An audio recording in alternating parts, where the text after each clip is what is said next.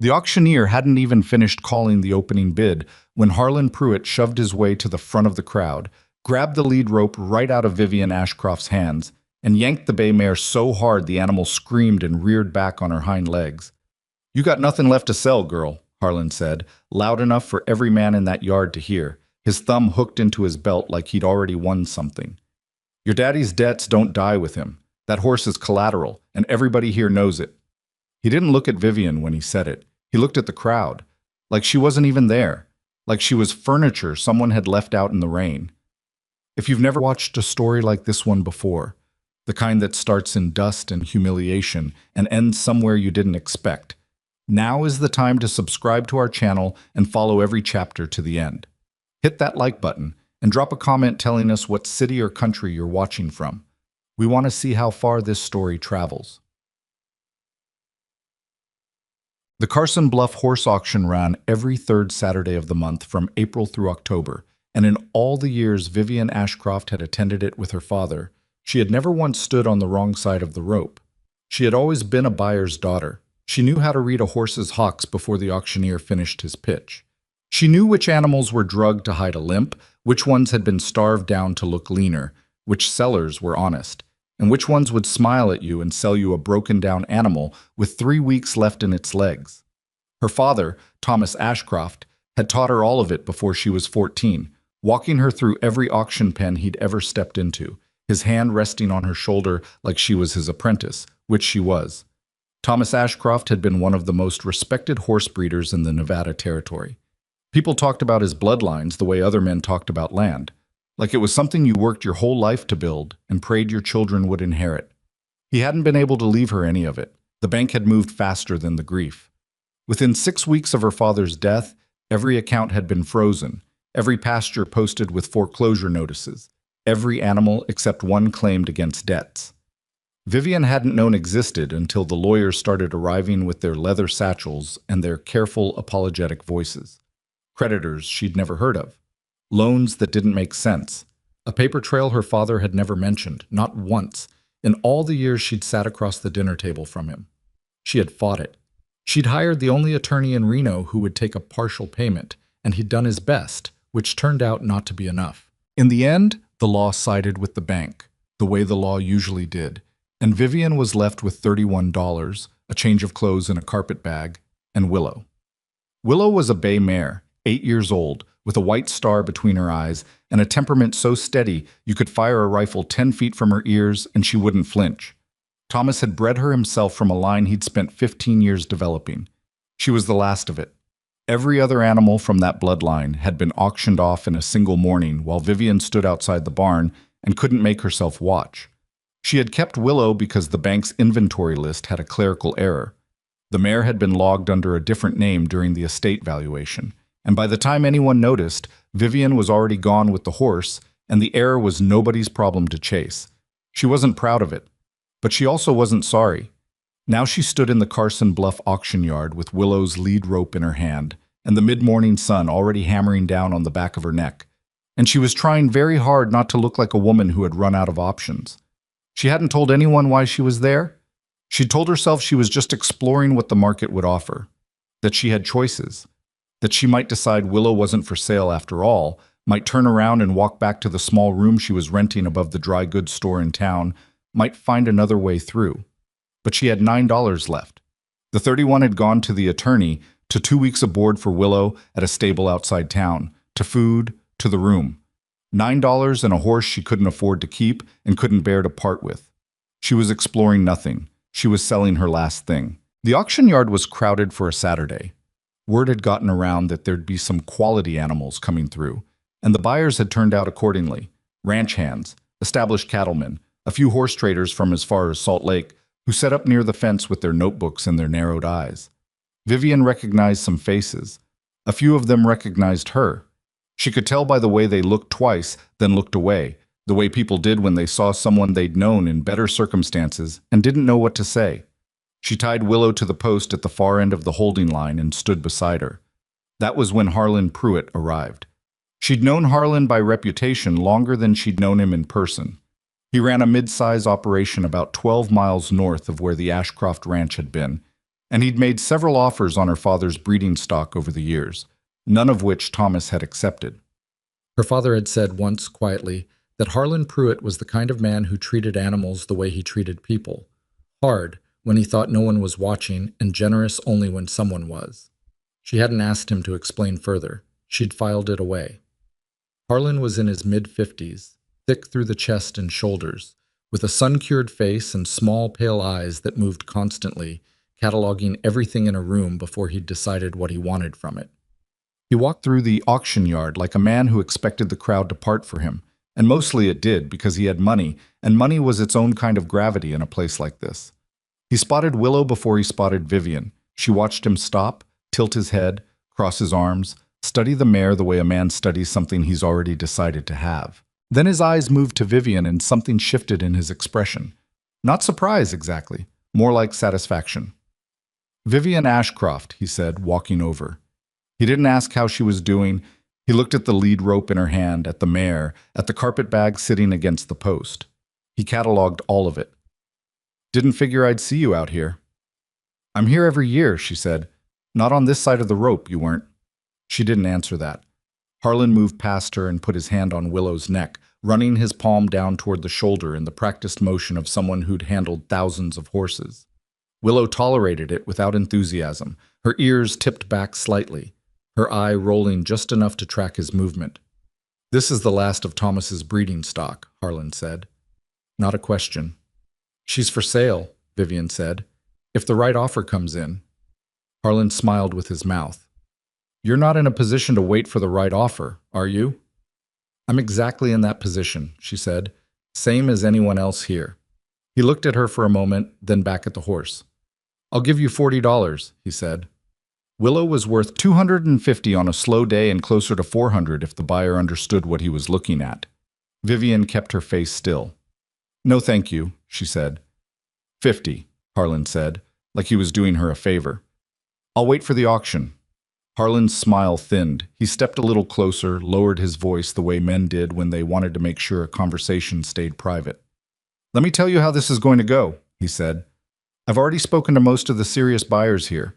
Mention that the Ashcroft name comes with some complications right now. Legal questions, outstanding liens. Men don't like to buy into somebody else's trouble." Vivian went very still. "That's not true," she said carefully. "Doesn't have to be true," he said. "Just has to be believable." He shrugged, like he was helpless about the nature of rumors. "You'll be lucky to get $30 at auction, or you take my 50 now, before the bidding makes it worse." She looked at him for a long moment. Her father's voice, quiet and certain. Hard, when he thinks no one is watching. "I'll take my chances," she said. That was when Harlan took the rope. He didn't snatch it, exactly. It was more deliberate than that, more considered. He reached out and wrapped his hand around the lead rope just above hers and pulled, not violently, but with the absolute confidence of a man who had never had someone not let go. And when Vivian didn't let go, he pulled harder, and Willow jerked sideways against the pressure and let out a sound that wasn't quite a scream, but was close enough to one that the nearest buyers turned to look. "Get your hand off my horse," Vivian said. Her voice didn't shake. She was surprised it didn't shake. "Your daddy's debts don't die with him, girl," Harlan said, loud now, loud enough for the people who had turned to hear. "There's a lien on this animal, and everybody here ought to know it. You're selling something that's already promised to somebody else." It wasn't true. She knew it wasn't true. The estate had been settled, the debts cleared against the seized assets, and Willow was hers free and clear because of the inventory error.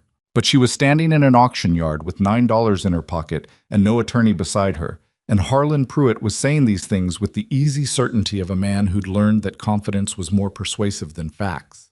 She felt the crowd shift, felt the skepticism that was rising in it. The instinct people had to step back from a situation that might be complicated, that might bring problems they hadn't bargained for. She tightened her grip on the rope. "There is no lien," she said, loudly, clearly, looking at the crowd rather than at Harlan. "This horse was excluded from the estate valuation. She's mine. If anyone here wants to verify that, I have the documentation." She didn't have the documentation on her person. It was in a box in her rented room above the dry goods store, which was 3 miles away. She hoped nobody asked to see it right now. "She's lying," Harlan said, almost pleasantly. Or she's confused. Either way. He pulled the rope again. Sir. The voice came from somewhere to Vivian's left, calm and unhurried. Let go of the rope. Harlan turned. Vivian turned. The man who had spoken was standing about 8 feet away, hands in the pockets of a worn canvas work jacket, watching the situation with an expression that was difficult to read. Not angry, not alarmed, just focused in a way that was somehow more unsettling than either. He was somewhere in his mid-40s, with a lean, weathered face and dark eyes that had settled on Harlan with the kind of unhurried attention that men gave things they had already decided about. Vivian knew who he was. Most people in the territory knew Gideon Mercer by reputation, if not by face. Blackstone Ranch, over the ridge east of Carson Bluff, was one of the largest horse operations in the region. He didn't come to auctions often, which meant when he did come, people noticed. Mercer, Harlan said, and something shifted in his voice. Not quite deference, something more careful than that. This isn't your business. Man grabbing at a woman's rope in a public yard seems like everybody's business, Gideon said. He still hadn't raised his voice. He still hadn't moved. Let go. Harlan held for another beat, long enough to make sure it didn't look like he was backing down. Then he released the rope. He did it slowly, deliberately, like it was his choice and not a retreat. She's trying to sell a horse that isn't legally hers, he said, addressing the crowd now rather than Gideon, pivoting to performance. I'm just trying to save somebody here a bad purchase. That's very generous of you, Gideon said, in a tone that made generosity sound like a charge. Harlan's jaw tightened. He looked at Vivian, then back at Gideon, reading whatever calculation he was making. Then he turned and walked away through the crowd, which parted for him more slowly this time. Vivian let out a breath. Her hand was still clenched around the lead rope. She made herself unclench it. Gideon walked over.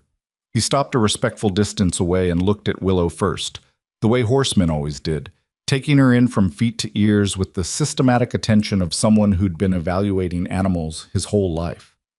She's a good animal, he said. She's exceptional, Vivian said, because it was true, and because she wasn't interested in underselling the last thing she had. Pruitt's going to make trouble at the bidding, Gideon said. He's got enough friends here to keep the price down if he wants to. I know. What's your floor? She looked at him. Why? Because I'm thinking about bidding, he said simply. Vivian studied him the way she'd been taught to study a situation before she committed to it, looking for the angle, the thing she wasn't seeing yet.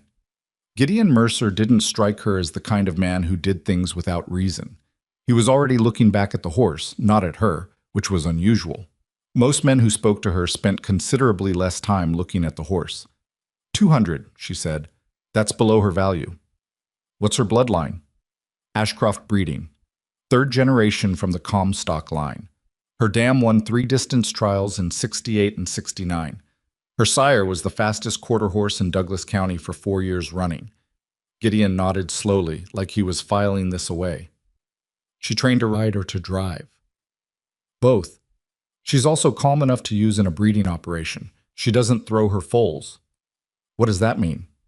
It means she's not a mare who produces difficult offspring. Her foals come out with her temperament. That's rare in a line this athletic. Gideon was quiet for a moment. He walked around Willow once, slow, looking at her from every angle. Willow watched him go, her ears swiveling to track him, but she didn't shift or tense. She likes you, Vivian said. I haven't done anything yet. That's why she likes you. Gideon came back around to the front, looked at Vivian, and seemed to make some kind of decision. I'll bid on her, he said. Fair price. If Pruitt tries to run the bidding dirty, I've got enough standing here that it won't work. Why would you do that? Vivian asked. You don't know me. Gideon looked at her for a moment. Not in the way men usually looked at her, cataloging her face, measuring her, figuring out what she was worth in whatever currency they were dealing in. He looked at her like she was a problem he was genuinely trying to solve. I knew your father, he said. Not well. We crossed paths twice, maybe 3 times. He was an honest man. He paused. There aren't enough of those. Before Vivian could the auctioneer's voice cracked over the yard, calling all sellers to register their animals for the afternoon lineup. The morning's casual trading was ending. The real auction was starting. Think about it, Gideon said, and walked off toward the registration table. Vivian stood beside Willow and tried to think clearly. She wasn't sure she was managing it. The auction ran 12 animals before Willow's number came up. Vivian stood in the holding pen beside the mare, watching the crowd through the slats, watching Harlan Pruitt work his way along the fence line, stopping to talk to this buyer and then that one. She could see the effect of it, men nodding, pulling back slightly, the subtle body language of disengagement. He was patient about it. He was good at it. When Willow's number was called, Vivian led her into the ring. The auctioneer, a fat, good-natured man named Porter, who'd been running this auction for 20 years, looked Willow over with practiced eyes and opened at $75, which was a reasonable starting point for an animal of her quality. Vivian had expected it to go quickly to 100 and then climb from there. Instead, there was a long silence. A few hands went up half-heartedly. $80. A pause. 85. Another pause. Porter looked around the ring with the slightly confused expression of a man who knew the crowd wasn't behaving the way the animal warranted. Vivian's stomach dropped. She could feel it happening, could feel Harlan's invisible work settling over the bidding like a cloth dropped over a fire. $90. No new hands. Porter drew a breath to call it. 225. Gideon's voice cut through the yard from the far side of the ring. He'd raised his hand once, briefly, and put it back in his pocket. The crowd shifted. Porter blinked. Even he knew the jump was dramatic. From 90 to 225 was not a number someone threw out carelessly. It was a statement. On the far side of the fence, Vivian saw Harlan Pruitt go very still. 225. Porter gathered himself and asked for any advance. Someone near the gate offered 230, cautiously. Gideon's hand came up again without any particular urgency. 250. The cautious bidder went to 260. Gideon, 280. There was a long pause. Harlan Pruitt moved through the crowd toward the bidding side. He raised his hand. 300. Gideon looked across the ring, past the crowd, and found Harlan's face. Whatever passed between them in that look was something Vivian couldn't read from where she stood, but she saw Harlan's chin come up slightly, the way men's chins did when they were committing to something. 350, Gideon said. Silence. Porter waited. Harlan held. The number was real money, and Harlan's face was doing the calculation behind his eyes, and whatever the calculation came out to, it wasn't worth it. His jaw moved. He shook his head once, barely, and looked away. $350, Porter called. Going once, going twice. He looked around the ring with the professional patience of a man who'd seen every kind of drama an auction could produce. Nobody moved. Sold. Vivian walked out of the ring with Willow's lead in her hand and $350 worth of transaction being recorded at the registration table, which meant money she would not see because the money was going to the buyer, which was the entire point. She was selling, not buying, and she stood just outside the ring gate and Gideon Mercer walked over and held out his hand. Good horse, he said. She shook his hand because there was nothing else to do. She is, Vivian said. Her voice was steady. She didn't know how. She's the best horse you'll ever own. I don't doubt it. He looked at her, then at Willow, then back. I want to ask you something, and I want you to hear it before you answer. All right? I'm not looking for a hand, he said. Blackstone's got plenty of workers. What I'm looking for is someone who knows horses the way you clearly know horses. Someone who can help manage the breeding program. Not follow instructions, but help design them. He paused. What your father built was exceptional. I'd like to rebuild some of that, properly, with someone who understands where it came from. Vivian looked at him for a long time. The sounds of the auction continued around them, horses moving, men calling, the ordinary machinery of the frontier proceeding without any regard for what was being decided in this 10 feet of dusty yard. What exactly are you offering? She said. Room and board, fair wage. Your horse stays at Blackstone until you decide what to do with her. He paused again. No obligations beyond the work. And if I decide to leave? Then you leave, he said, with your horse and your wages and whatever you've put together. She looked at Willow, who was watching her with the patient, dark-eyed attention the mare always gave when Vivian was making up her mind about something. I'll need to see the breeding records, Vivian said, before I commit to anything. Gideon nodded. That's fair. And I'll tell you what I think, even when you don't want to hear it. I'd expect nothing less, he said. Something shifted in his expression. Not quite a smile, but adjacent to one. I suspect I'm going to hear quite a bit that I don't want to hear. Probably, she said. Then, all right. She said it simply, without theater, the same way she'd say yes to any reasonable business proposition, because that was what this was. It wasn't rescue, it wasn't charity, it was work, which was the one thing she knew how to do. Harlan Pruitt found her 20 minutes later while she was loading Willow's tack into the back of Gideon's wagon. He didn't come close. He stopped far enough away that he could pretend, if pressed, that he hadn't been heading for her at all. You know what kind of man Mercer is, he said. The kind who paid a fair price for a good horse, she said, without looking up from the tack. The kind who always wants something in return, Harlan said. You watch yourself. She straightened up and looked at him then, directly, the way her father had taught her to look at a man who was trying to put something on her that didn't belong to her. Thank you for the warning, she said. I'll be sure to remember who offered it. Harlan's mouth tightened. He turned and walked away. Gideon was coming back from the registration desk with the transfer papers when he passed Harlan on the path. They didn't speak. Harlan didn't look at him. Gideon watched him go, then came the rest of the way to the wagon. He's not finished, Gideon said quietly, looking at the direction Harlan had gone. I know, Vivian said. He wanted that horse for a reason, not sentiment. No, she agreed. Not sentiment.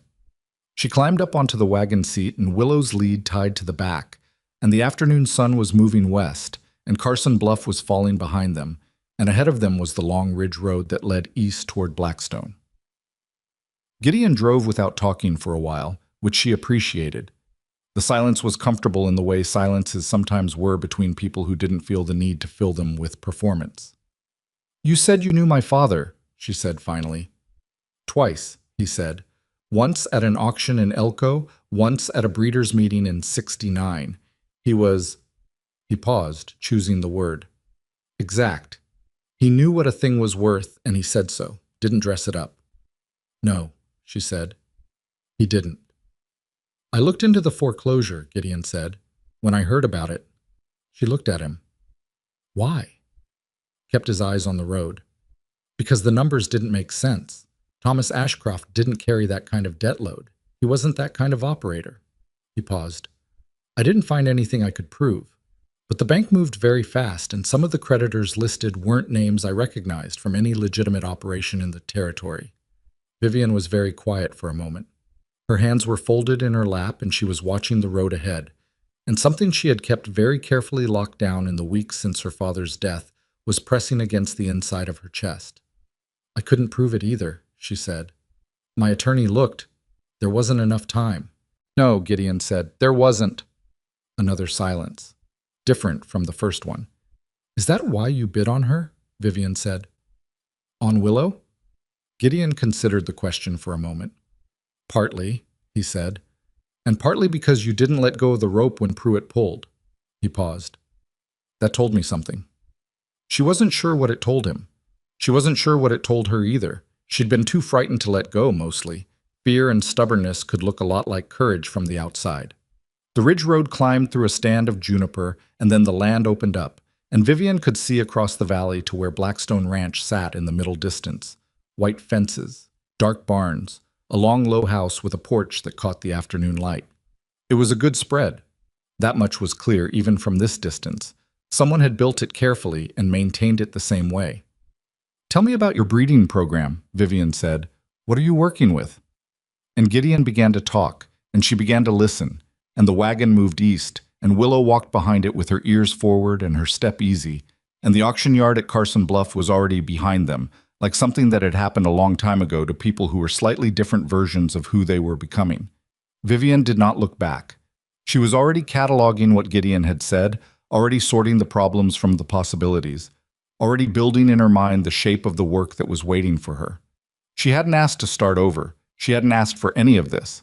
But she had $9 and a good horse and a job that needed doing, and she had never in her life been able to look at work that needed doing and walk away from it. Her father had called it her best quality and her worst one in the same breath. She thought he was probably right. Behind them, in the Carson Bluff auction yard, Harlan Pruitt stood at the fence and watched the wagon climb the ridge road until it disappeared over the top. His small, pale eyes were still. His arms were crossed. He had wanted that horse for reasons that had nothing to do with the horse. He had time. He was a patient man when patience served him.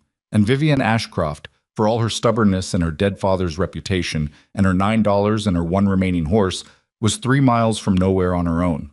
For now. He turned and walked back through the auction yard, and the crowd moved aside for him the way it always did, and his boots raised small clouds of dust with every step, and he was already thinking about what came next.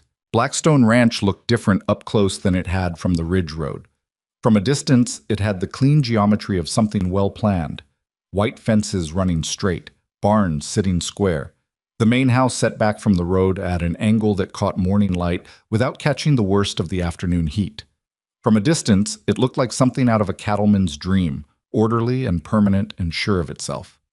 Up close, Vivian could see the fence boards that needed replacing, the barn roof on the east side where 3 shingles had warped and lifted, the corral gate that hung 2 inches low on its hinges and scraped a shallow groove in the dirt every time someone opened it. None of it was neglect, exactly. It was the particular kind of wear that came from a large operation running hard, where there were always 12 urgent things ahead of any one maintenance problem, and the maintenance problems accumulated in the background like a quiet debt. She noticed all of it on the ride in, cataloging it the way she cataloged everything, because that was how her father had taught her to see a place. Not what it looked like at first glance, what it told you when you looked at the parts that weren't being shown off. What Blackstone told her was that it was real. It was a working ranch, not a showpiece, and whoever ran it cared more about the horses inside the fences than the fences themselves. That was something. Gideon had barely finished setting the wagon brake when a woman came out of the main house and stood on the porch with her arms crossed, watching them pull in. She was somewhere in her mid-50s, lean and sharp-featured, with Gideon's same dark eyes and none of his patience in them. She had her hair pulled back severely, and she was wearing a canvas apron over a work dress, and she looked like a woman who had been interrupted doing something important and was not entirely pleased about it. "That's Naomi," Gideon said without preamble. "My sister. She runs the house." "She looks thrilled to see me," Vivian said. "She doesn't know about you yet." Vivian looked at him. "You brought me here without telling her?" "I made the decision at the auction," he said. "She wasn't at the auction." "You might have considered—" Vivian stopped herself. It wasn't her household. It wasn't her argument to make. Not yet, anyway. She climbed down from the wagon, and Naomi came off the porch steps, and the 2 women met in the yard in front of the hitching post, and Naomi looked her over with the same systematic attention Gideon had given Willow at the auction, starting at her feet and working up, taking inventory. "Vivian Ashcroft," Gideon said. "She's going to be working with the breeding program. She knows the bloodlines better than anyone I've met." "Does she?" Naomi said. She was still looking at Vivian, not at her brother. "Thomas Ashcroft's daughter." "Yes," Vivian said. "I knew your father's reputation," Naomi said. Her tone was careful in the way tones were careful when they were being kept from saying something else. "He built something impressive." "He did. And then he lost it." "Naomi," Gideon said. "I'm just noting the facts," Naomi said. She looked at her brother for the first time. "Where is she staying?" "The east room in the bunkhouse, the private end." "That room needs the mattress replaced." "Then replace it," Gideon said. "I'll bring in her horse and get her settled." Naomi held her brother's eyes for a moment, some conversation happening in that look that Vivian couldn't fully translate but understood well enough. Naomi wasn't pleased. She was going to comply anyway because whatever the dynamic was between them, it didn't include her overruling him. But she wasn't pleased, and she was making sure he knew it. She turned back to Vivian. "Supper's at 6, she said. "We eat together in the main house. You're welcome at the table." A beat. "We'll see how it goes from there." She went back inside. The screen door closed behind her with the particular firmness of a door that wasn't quite being slammed. "Don't mind her," Gideon said. "I don't," Vivian said, which wasn't entirely true, but it was the right thing to say, and she'd learned the difference between what was true and what was right to say earlier than most people did. She got her carpet bag and followed Gideon across the yard toward the bunkhouse. The hands who were still working in the late afternoon saw her. She was aware of it the way she was always aware of being seen in places she wasn't expected. The pause in activity, the exchange of looks, the small recalibrations men made when something unexpected walked into their territory. She kept her eyes forward and her chin level, and she followed Gideon's lead without rushing. The east room in the bunkhouse was small and smelled of pine boards and old leather and the particular dusty neutrality of a space that hadn't been occupied recently. The mattress was, as Naomi had said, in need of replacement, lumpy in the middle and thin on both ends. The window faced east, which meant morning light, which Vivian had always preferred. There was a washstand, a small dresser with 2 of the 3 drawer knobs missing, and a hook on the wall for coats. "I'll get you what you need," Gideon said from the doorway. "Linens, lamp oil, whatever's missing." "It's fine," she said. "The mattress isn't fine. I've slept on worse." She set her carpet bag on the dresser and turned around. "Show me the breeding records tonight if you have time. I want to understand what I'm starting with." Gideon looked at her for a moment. "You just got here." "I know. Show me the records." Something moved in his expression. Not quite amusement, but not entirely without it.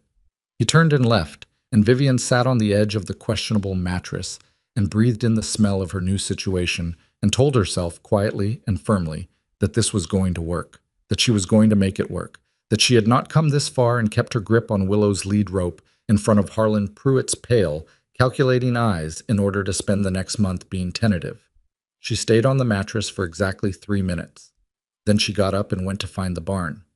The breeding barn was the largest structure on the property, set back from the main working area with its own separate fence line.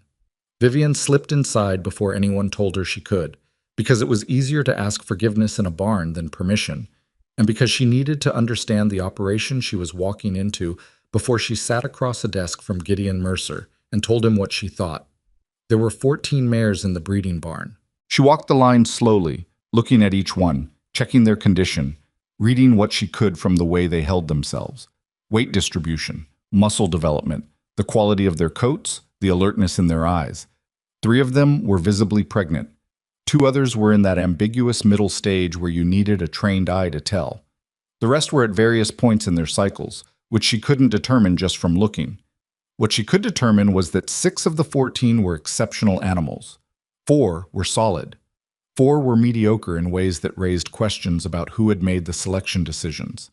She was crouched examining the near hind leg of a gray mare with suspicious heat in her fetlock, when she heard footsteps behind her and straightened up to find a man in his early 30s standing in the barn entrance, looking at her with an expression that was working very hard to be neutral and not quite getting there. He was broad through the shoulders, with a square jaw and the permanently squinted eyes of someone who'd spent too much time in bright sun. He had a pitchfork in his hand, and he was wearing the posture of a man who considered this his territory. "Help you with something?" he said. "This mare has heat in her fetlock," Vivian said. "Left hind. How long has that been there?" The man blinked. He hadn't expected a diagnostic question. 2, 3 days, he said slowly. "Has anyone called the veterinarian? Mercer usually handles the horse health himself. Has he seen this?" A pause. "I don't know." "She needs to be seen today," Vivian said. Heat in a fetlock on a breeding mare at this stage can mean a dozen different things, and most of them get worse if you wait. The man's jaw moved. "And you are?" "Vivian Ashcroft," she said. "I'll be working the breeding program." She held out her hand. He looked at it for a moment, then shook it with the brief, slightly reluctant grip of someone who hasn't decided yet whether the situation warrants courtesy. "Cal Braden," he said. "I run the hands here." "Good," she said. "Then you can help me make sure that mare gets looked at today." Cal Braden held her gaze for another moment, some internal assessment running behind his eyes. She'd seen that look before. It was the look men gave her when they were trying to figure out whether she actually knew what she was talking about or whether she was performing knowledge she didn't have. She didn't explain herself further. In her experience, explaining yourself to that look only made it worse. "I'll mention it to Mercer," Cal said finally. "Thank you," she said, and went back to the gray mare's leg. Cal stood in the doorway for another few seconds, then left. Vivian could hear him cross the yard at a pace that was slightly faster than his normal one. She was still in the barn when Gideon came in 20 minutes later. He went straight to the gray mare, crouched the way she had, ran his hand down the leg, and felt the heat for himself. He didn't say anything for a long moment. "How bad?" he said. "Not bad yet," she said, "but it needs attention. If it's what I think it might be, she can't be bred next cycle." "What do you think it is?" "Early stage tendon inflammation, possibly. I could be wrong. I'd need the vet to confirm. But the heat pattern is specific. It's not a joint issue." Gideon straightened up. He looked at her with an expression she was starting to recognize as his default. That careful, assessing attention that didn't give much away, but didn't miss much either. "You found this in 20 minutes, he said. "I was looking," she said. "Cal's been in this barn every day for 2 years. "Cal's looking at a lot of things," she said. "He's not looking only at this." She paused. "I don't say that to criticize him. He's doing a foreman's job. A foreman's job isn't the same as a breeder's job." Gideon was quiet for a moment. "Fair point," he said. "I'll get the vet out tomorrow morning." "Tonight would be better." He looked at her. "The vet's in town," she said. "It's not that far. If that's early tendon inflammation, 24 hours matters." He held her gaze for a long moment. She watched him weigh it, the inconvenience of pulling a veterinarian out on a weekday evening against the cost of being wrong about waiting. She didn't push further. She'd said what she needed to say. It was his ranch. "I'll ride for him after supper," Gideon said. "Tonight is better than tomorrow," she said, "but I appreciate the compromise." The corner of his mouth moved, not quite a smile. It was becoming a familiar, almost expression. "You're going to be trouble," he said. "Probably," she said, "but not the kind you're thinking." Supper that first night was the most carefully navigated meal Vivian could remember sitting through. The table in the main house was long enough for 8, but only 5 sat at it. Gideon, Naomi, Vivian, Cal Braden, and a younger hand named Pete Dawes, who was about 20 years old and hadn't yet learned how to keep his curiosity off his face. Naomi served the food without ceremony and sat at the opposite end of the table from Gideon, and the arrangement made it feel like 2 territories with a contested border running down the middle of the meal. Pete kept glancing at Vivian in the way young men glanced at her when they were trying not to be caught at it, which she was used to and ignored with the practiced ease of someone who'd been managing that particular situation since she was 16. Cal Braden ate steadily and said almost nothing, which she respected. Naomi asked her, with the surface courtesy of a hostess meeting a potential complication, how long she'd been working with horses. "Since I could walk," Vivian said. "Formally," Naomi said. "Professionally." "My father trained me from the time I was 8, Vivian said. "I was managing the breeding schedule at Ashcroft by the time I was 19. By 20, I was responsible for the selection decisions." She paused. "Professionally, I suppose that's about 4 years. Practically, it's closer to 14. Naomi absorbed this. "And what happened to the operation your father built?" "Naomi," Gideon said. "It's a fair question," Vivian said. She looked at Naomi directly. "The bank moved on his debts after he died. I didn't have time to contest it properly. The assets were liquidated." She paused. "I kept one horse." "The one Gideon bid on today?" "Yes." Naomi looked at her brother. "You paid over $300 for a horse you already had an agreement on." "The agreement was separate from the purchase," Gideon said. "She needed fair value for the animal. You could have arranged that privately." "Harlan Pruitt was there," he said. "It wasn't going to go private." Naomi's expression shifted at Pruitt's name, just slightly, just a tightening around the eyes. She looked at Vivian again. "Pruitt wanted the horse?" "He made a private offer before the auction," Vivian said. "When I refused, he told the buyers there was a lien on her." "Was there?" "No." Naomi sat back slightly.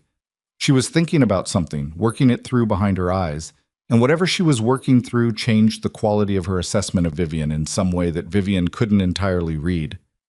"He's been sniffing around the north boundary again," Naomi said to Gideon. "3rd time this month." "I know," Gideon said. "What's on the north boundary?" Vivian asked. Both Mercers looked at her, a slight surprise at the directness of the question. She didn't take it back. "Water," Gideon said after a moment. "A year-round spring that runs into the upper pasture. It's the only reliable water source in this part of the territory when the summer droughts come in. And Pruitt wants access to it." "Pruitt wants to own it," Naomi said. "There's a difference." There was a silence at the table. Pete Dawes was looking at his plate now. Cal Braden had stopped chewing and was watching the exchange with the quiet attention of someone who'd heard pieces of this before and was interested in how Vivian fit into it. He didn't want Willow because of her bloodlines, Vivian said slowly. She was thinking out loud, which she didn't usually do, but the shape of something was forming in her mind and she needed to hear it to check it. Or not only that, she's the last of my father's documented line. If he owns her, he controls the provenance. Meaning, Gideon said, meaning he could breed her and register the foals under whatever papers he created, she said.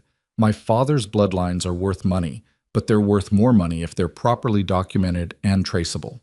Without the documentation, you've just got a good horse. With it, you've got a breeding legacy. She paused.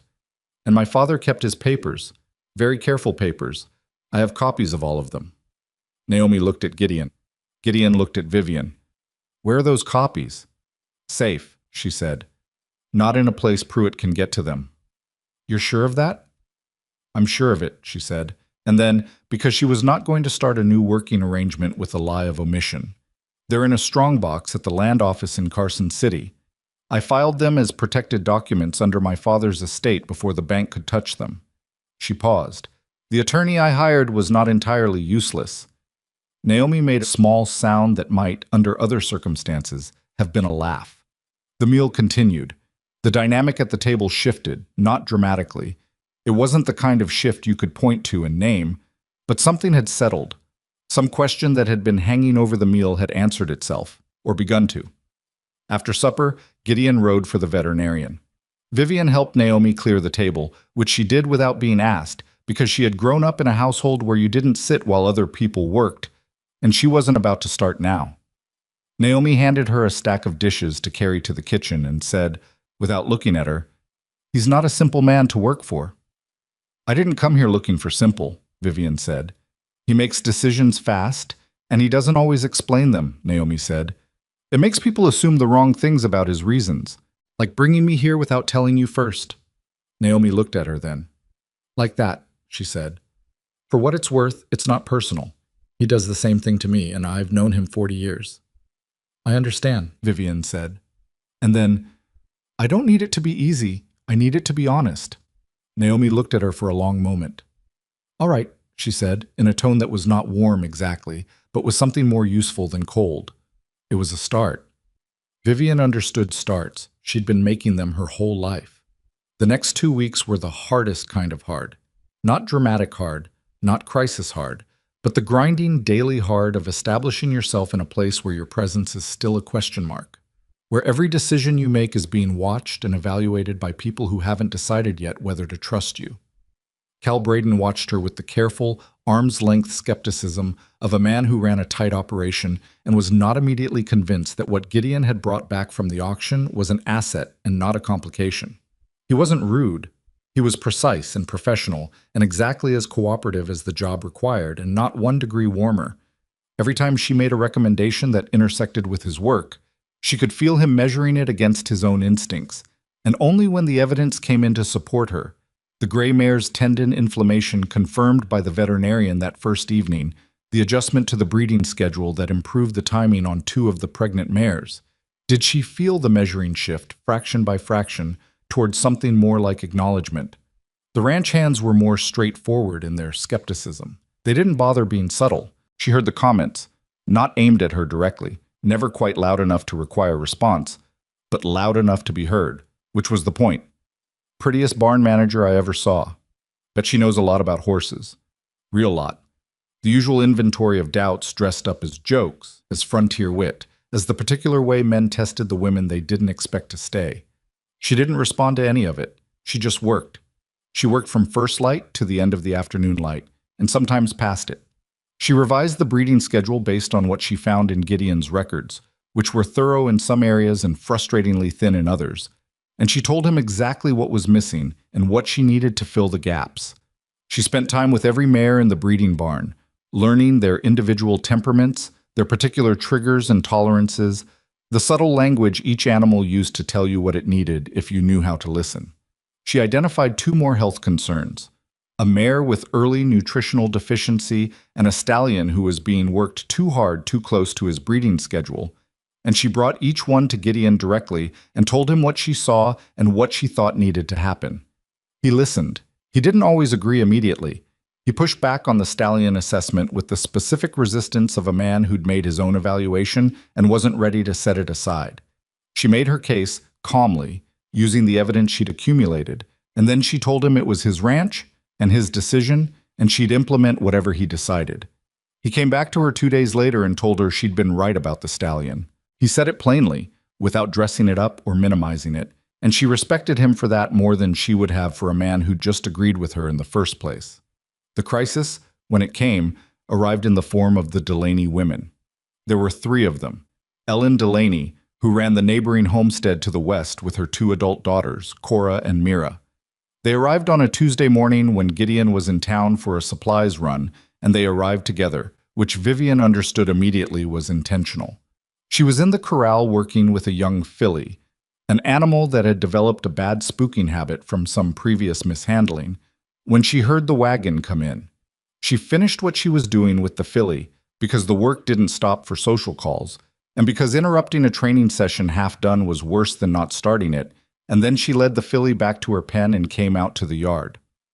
Ellen Delaney was a woman in her late 40s with a rancher's practical face and sharp, pale eyes that reminded Vivian unpleasantly of Harlan Pruitt. She'd clearly been someone's idea of beautiful 20 years ago, and she'd retained enough of it to make you notice, and she wore that particular kind of not-quite smile that was most comfortable on the face of a woman who had decided what she thought about you before she arrived.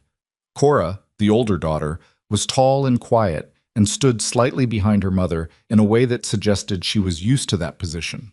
Mira, the younger one, was about Vivian's age and had the bright, watchful eyes of someone who genuinely wanted to see what was going to happen. "You must be the woman Gideon brought back from the auction," Ellen said, without offering her name first. "Vivian Ashcroft," Vivian said. She didn't offer her hand because Ellen Delaney clearly wasn't going to shake it. "We heard there'd been some excitement out there," Ellen said. "Harlan Pruitt's been talking." She looked Vivian over with the same systematic inventory Naomi had used, but where Naomi's had been assessing capability, Ellen's was assessing threat. "He says Gideon overpaid for a horse that doesn't belong to you." "Willow belongs to me," Vivian said. "I have documentation, and Gideon paid a fair price." "Harlan seems to think otherwise." "Harlan's opinion isn't relevant to the legal status of my property," Vivian said. "If he has a genuine complaint, he can take it to the county clerk." Ellen's not-quite smile thinned. "You're very direct," she said. "I found it saves time," Vivian said. Cora was looking at the ground.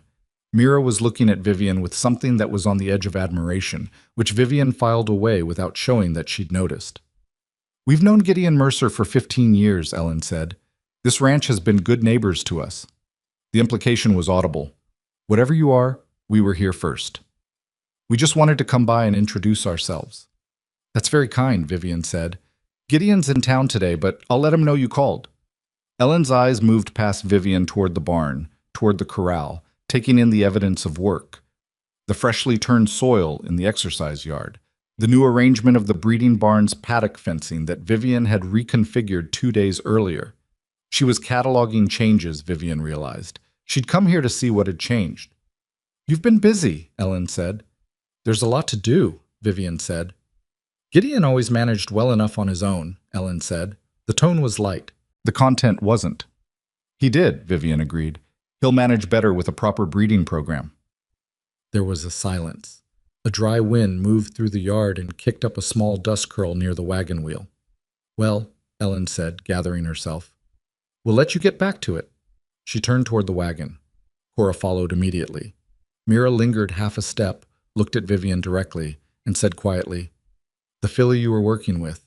She spooked bad with our old hand before we let him go. I didn't think anyone could get close to her."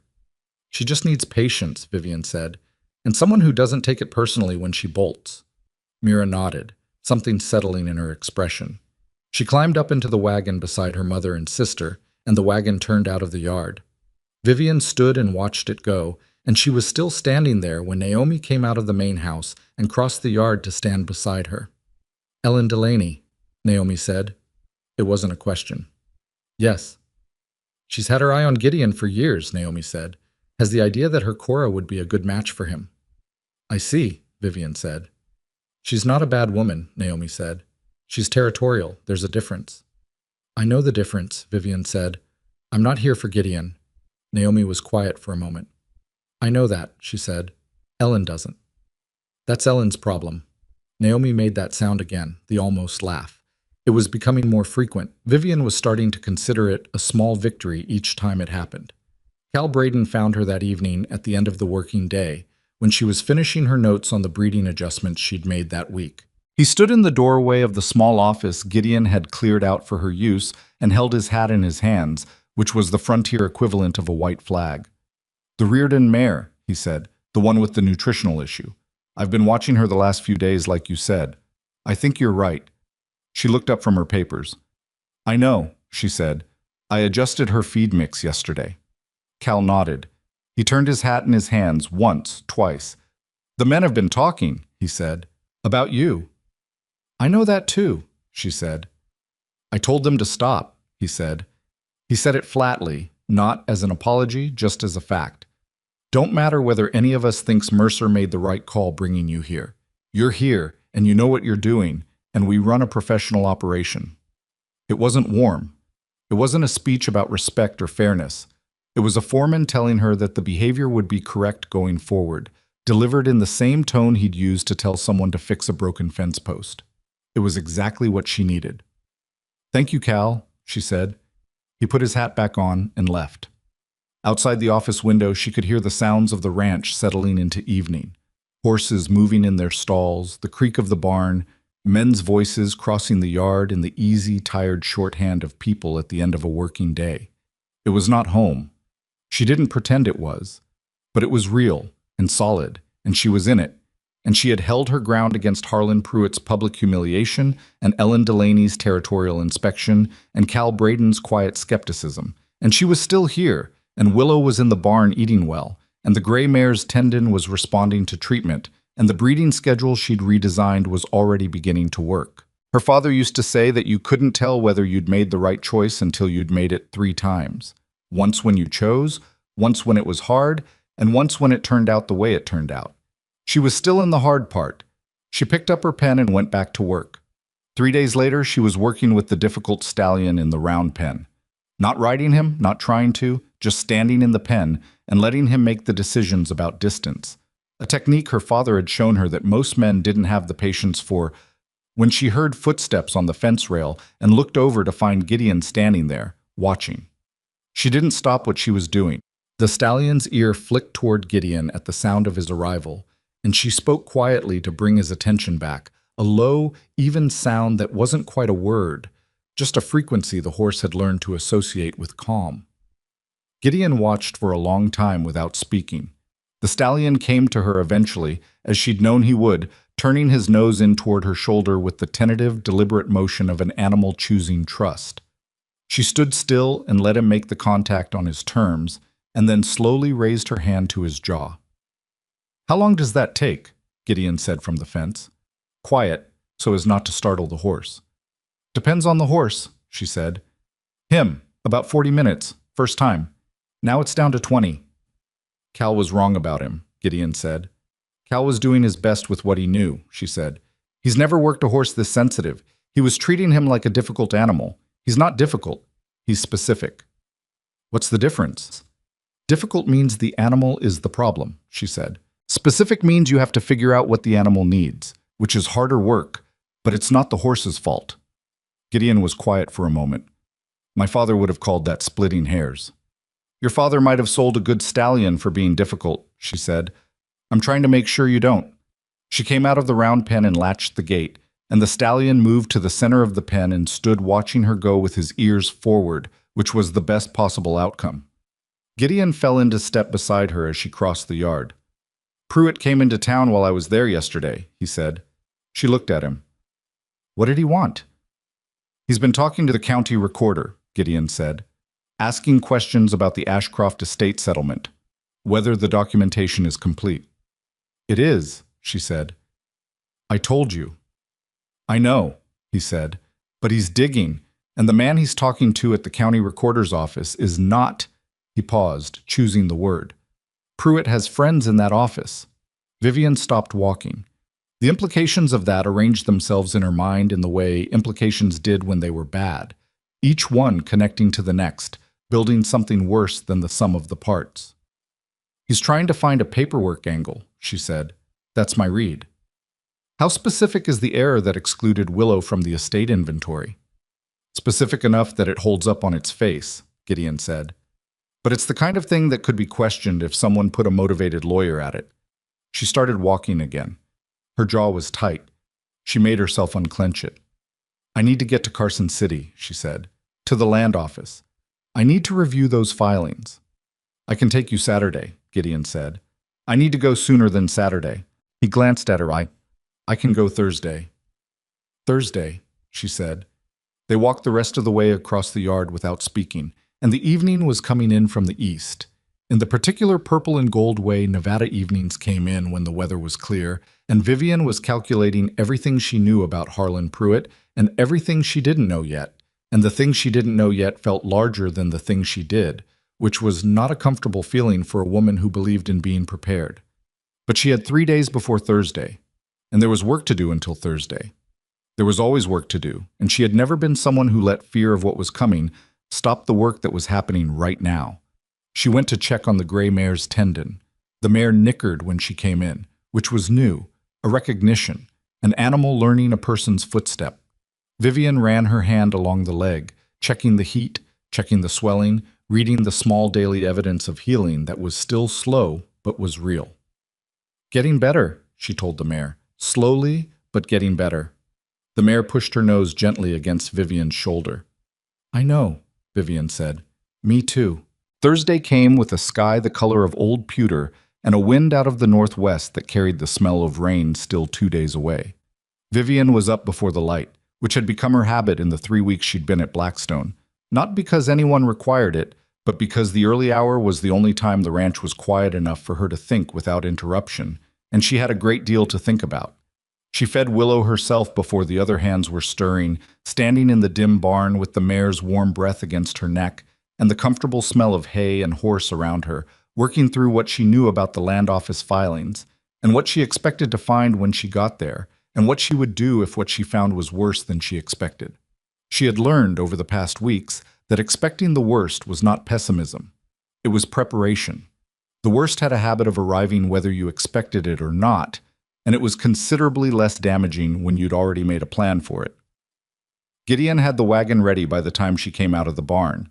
He was tying down the canvas cover against the possibility of weather, working with the efficient, no-wasted motion economy of a man who'd done physical work his whole life. He didn't look up when she came over. "Naomi packed food," he said. "It's under the seat." "You didn't have to. It's a long drive," he said. "Don't argue about the food." She didn't argue about the food. They were on the road before sunrise, the wagon moving at a steady pace on the main track south toward Carson City, the horses pulling easy in the cool morning air. The land stretched out flat on both sides of the track and then rose into ridges to the east, dark against the brightening sky. And Vivian sat on the wagon bench with her hands in her lap and watched the horizon come up. "Tell me what you're worried about," Gideon said, not looking at her, watching the road. "If Pruitt has found a way to question the estate exclusion," she said, "Willow's legal status becomes uncertain. Not impossible to defend, but uncertain. And if her status is uncertain, her documentation, the Ashcroft breeding papers, becomes uncertain too. Can he manufacture a challenge out of nothing?" "Not out of nothing," she said. "But the inventory error that excluded her was a clerical mistake, not a formal exemption. It was never tested. It was never reviewed. It's been sitting in the estate records as an unchallenged fact for 6 weeks, and unchallenged facts are much easier to challenge once someone decides to." "What would he need to make it stick?" "A lawyer willing to argue it and a recorder's office willing to look the other way on timing," she said. "He has the lawyer. You told me he might have the recorder." Gideon was quiet for a moment.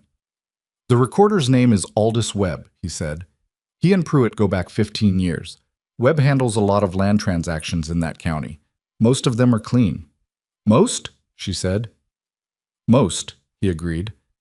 "What do you know about Webb?" "Careful man," Gideon said. "Not corrupt in the obvious way.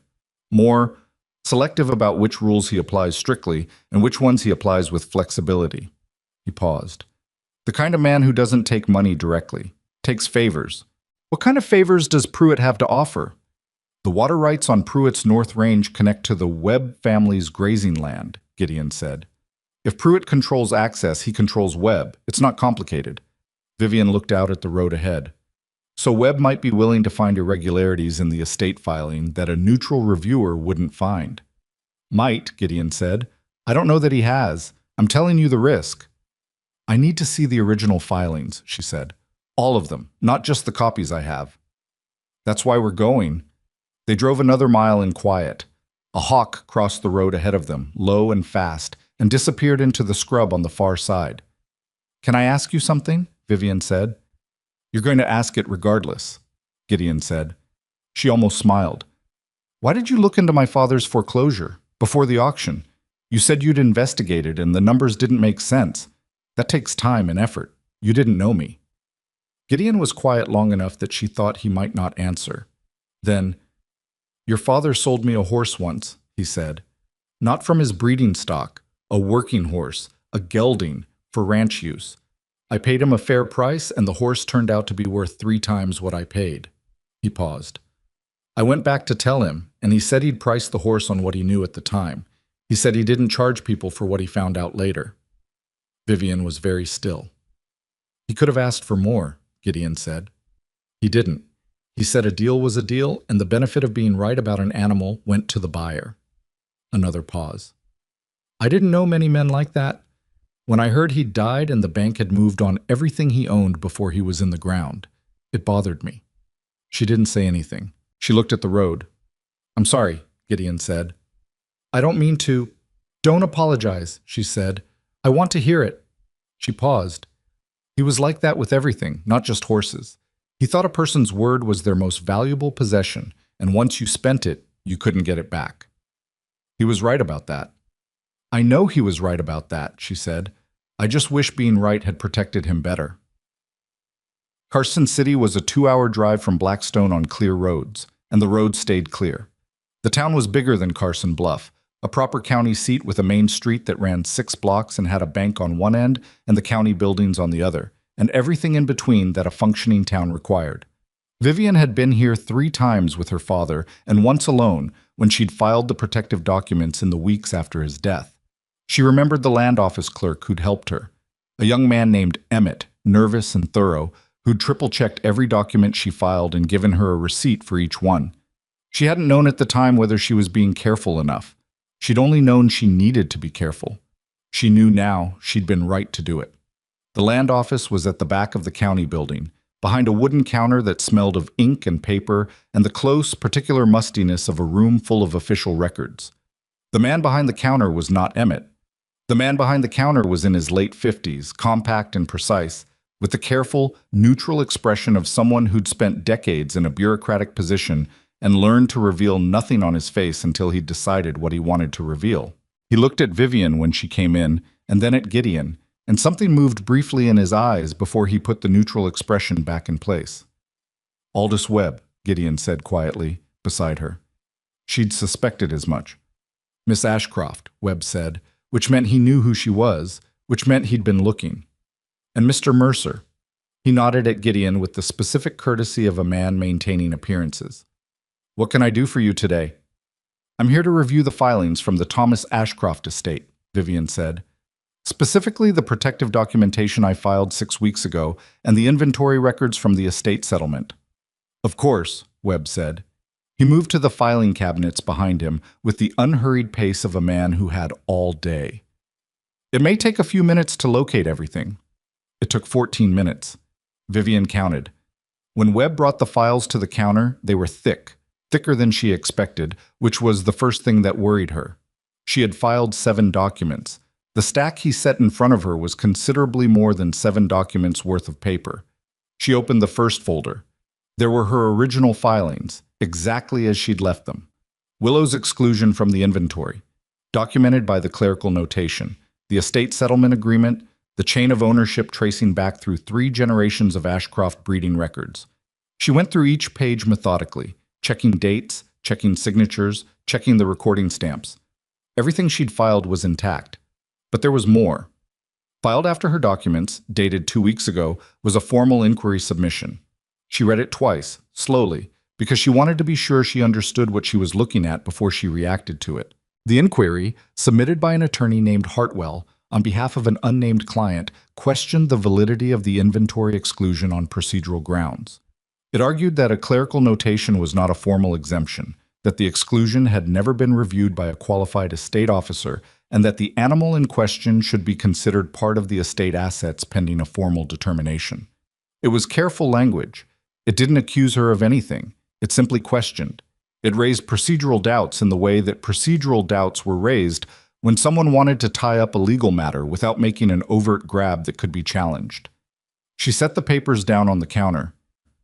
"There's a formal inquiry filed here," she said to Webb, "questioning the exclusion of a specific asset from the Ashcroft estate." "Yes," Webb said. He had the flat, careful tone of a man who'd been expecting this conversation. "It was filed through proper channels." "Who is the unnamed client?" "The inquiry was submitted through legal representation," Webb said. "The client's identity is not a matter of required public disclosure at this stage of the process." "No," she said. "But I think we both know who it is." Webb's expression didn't change. "I wouldn't speculate about that," he said. Gideon, who had been standing quietly beside her reading the document over her shoulder, said, "Has the inquiry triggered a formal review?" "A preliminary review has been scheduled," Webb said. "Standard procedure." "Who conducts the preliminary review?" Gideon said. "The county estate officer," Webb said. "That would be myself." There it was. Vivian looked at the stack of documents, then at Webb, then at Gideon. Gideon's jaw was set in a particular way she'd learned to read, the way it set when he was holding something in rather than releasing it. "Mr. Webb," she said. Her voice was steady and deliberate. "The exclusion of that animal from the estate inventory is supported by the original documentation, by the estate settlement agreement, signed by all relevant parties, and by 6 weeks of uncontested legal standing. A clerical notation that was accepted at the time of settlement and not challenged during the settlement period is a completed legal fact." "The inquiry raises questions about the procedure," Webb said. "The inquiry was filed 14 days after the settlement closed," she said. "There's a window for challenges to estate settlements, and that window closed 12 days before this inquiry was submitted." Something shifted in Webb's expression. Just a fraction, just enough. "The filing date of the inquiry is a matter of record," he said carefully. "Yes," she said. "It is. And the filing date falls outside the legal challenge window, which means a preliminary review based on this inquiry has no procedural standing." She paused. "I'd like that noted in the official record." Webb looked at her for a long moment. He looked at Gideon. He looked back at Vivian. "I'll need to verify the timeline," he said. "The timeline is in the documents in front of you," she said. "The settlement closing date is on the first page. The filing date of the inquiry is on the cover sheet. The subtraction is not complicated." Another pause. Longer this time. "I'll need to review this matter before making any determination," Webb said. His voice had acquired a slight flatness, the sound of a bureaucrat retreating to procedure, because procedure was the only ground left. "You do that," Gideon said. It was the first thing he'd said in several minutes, and the evenness of it somehow carried more weight than anything louder would have. "And while you're reviewing it, you might want to note that there are at least 3 attorneys in this territory who take a professional interest in how estate settlements are administered in this county. I'd be happy to make some introductions." Webb looked at him. "Just a thought," Gideon said. They left the land office with the copies of everything. Every document in the file, original and inquiry both, with dates and recording stamps intact. Vivian had asked for copies of all of it, and Webb had provided them with the careful neutrality of a man recalculating his position. Outside on the street, Vivian stopped walking and stood for a moment in the thin winter sunlight, looking at the papers in her hands. Her heart was going faster than she wanted it to. She was good at presenting calm, and she'd done it in there. But calm was a thing you performed sometimes, and the performance was its own kind of exhaustion. "You knew about the challenge window," Gideon said. "My attorney told me," she said. "When I filed the protective documents, he walked me through the settlement timeline specifically. He said if anyone tried to challenge the exclusion, the window was the first line of defense. He earned that partial payment, Gideon said. He did, she said. He really did. She folded the copies and put them in the inside pocket of her coat, next to the originals she'd brought with her from the strongbox. She had both sets now. Pruitt's lawyer could file whatever he liked. The dates were in the record, and the record didn't lie, and Aldous Webb knew she knew it. Pruitt will try something else, she said. Yes, Gideon agreed, but not this. He looked at her. You did well in there. I was terrified, she said. I know, he said. You didn't show it. That's the only useful thing about being terrified, she said. You get very focused. They ate Naomi's food in the wagon on the road back north. Cold biscuits and dried meat, and 2 apples that were past their best but still good. And Vivian felt the tension in her shoulders slowly begin to release with the miles. Not completely, not all the way, but enough to breathe more easily than she had since Gideon told her about Pruitt's visit to the county recorder's office. The drive back took longer because they stopped at the general store in Morrow Crossing, halfway home, where Gideon had a supply order waiting. While the supplies were loaded, Vivian walked the short main street of the small town and tried to let her mind rest from the problem of Pruitt for 20 minutes, which she almost managed. She was looking at a display of seed packets in the window of the feed store when someone spoke her name from behind her. She turned. Mira Delaney was standing 5 feet away with a basket over her arm, apparently having come out of the dry goods store next door. She looked surprised, and then quickly arranged her expression into something more neutral. Miss Ashcroft, she said, I didn't expect to see you this far out. Supply run, Vivian said, with Mercer. Mira's eyes went briefly to where the wagon was parked in front of the general store. Then back to Vivian. How are you settling in at Blackstone? Well enough, Vivian said. Mira shifted her basket. My mother came back from that visit in a particular mood, she said carefully.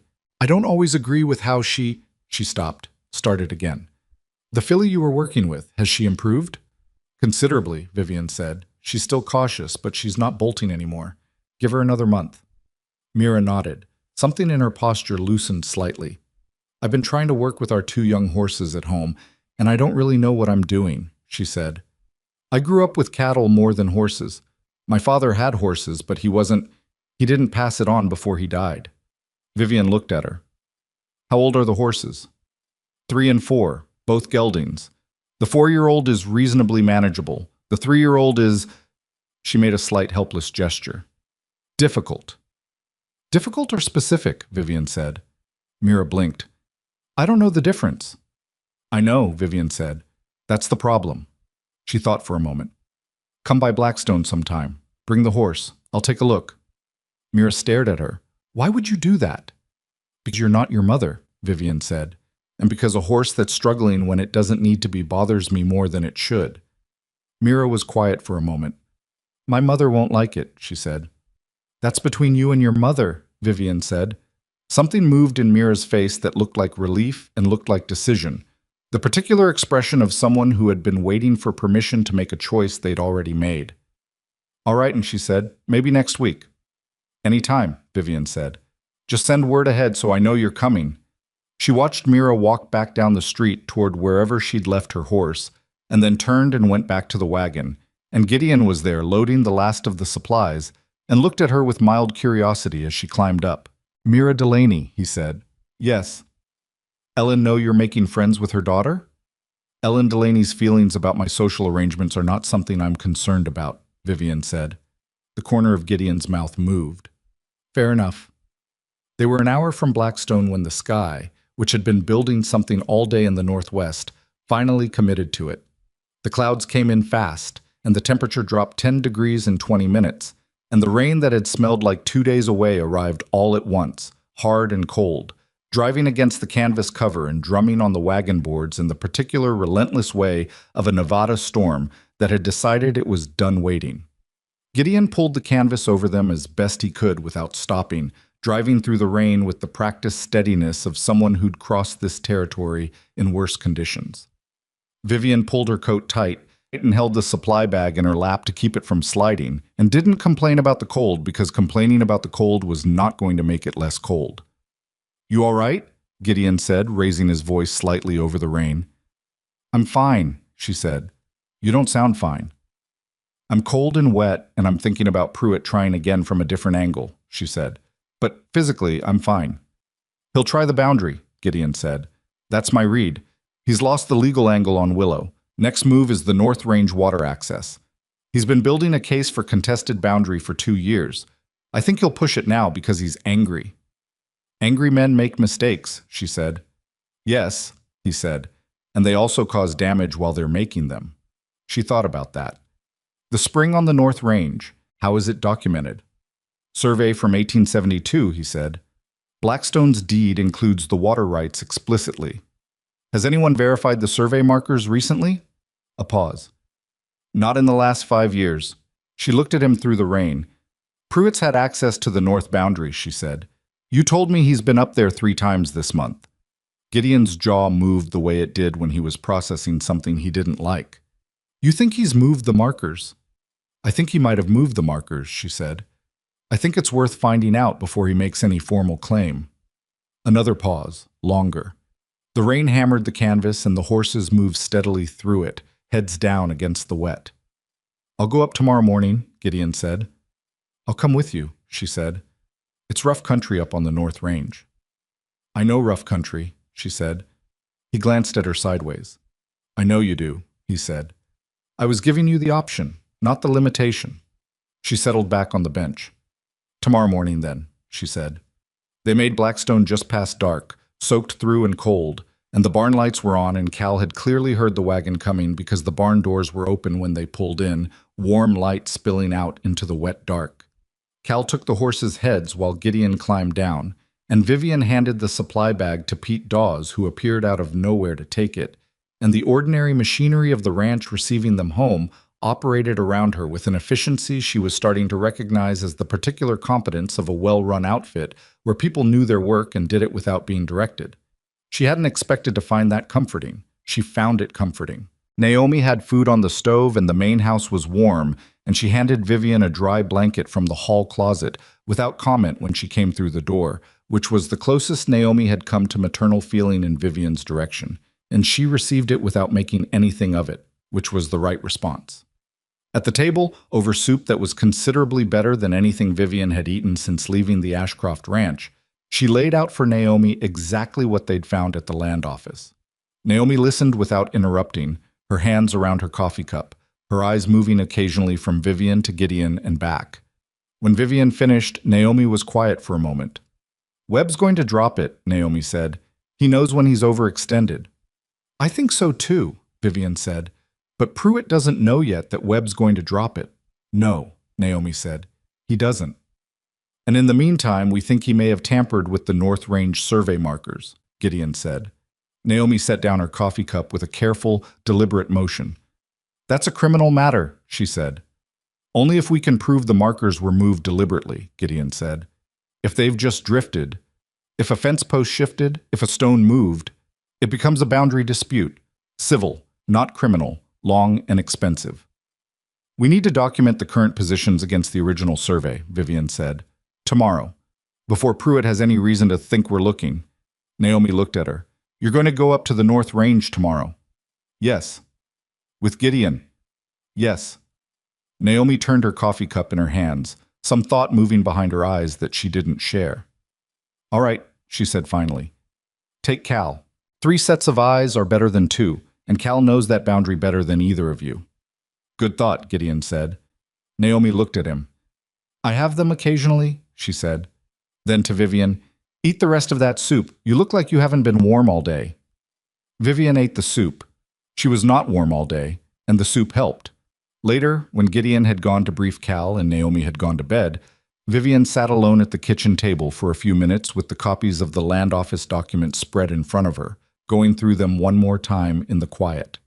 The rain had eased to a steady sound on the roof, not the driven hammering of the road, but the settling rhythm of a storm that had said what it needed to say and was winding down. She thought about Harlan Pruitt standing at the fence of the Carson Bluff auction yard, watching the wagon take the ridge road. She thought about the way his eyes had followed them with the patience of a man who wasn't finished. She'd been right about that. He hadn't been finished. She gathered the documents and folded them and put them back in her coat pocket. Her father had always said that the most dangerous opponent wasn't the one who came at you directly. It was the one who was patient, who worked the angles, who waited for you to believe you were safe before he moved again. She had not believed she was safe. She was glad she hadn't.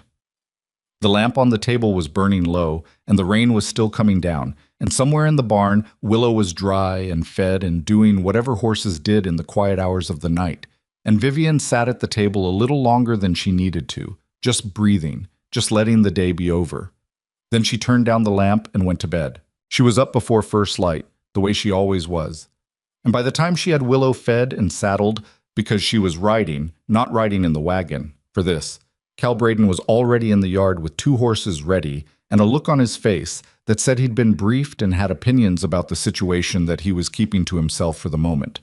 Gideon came out of the main house with his coat on and a rolled survey document under his arm, and the 3 of them looked at each other in the gray pre-dawn with the specific wordless understanding of people who were about to go find out whether something bad had happened.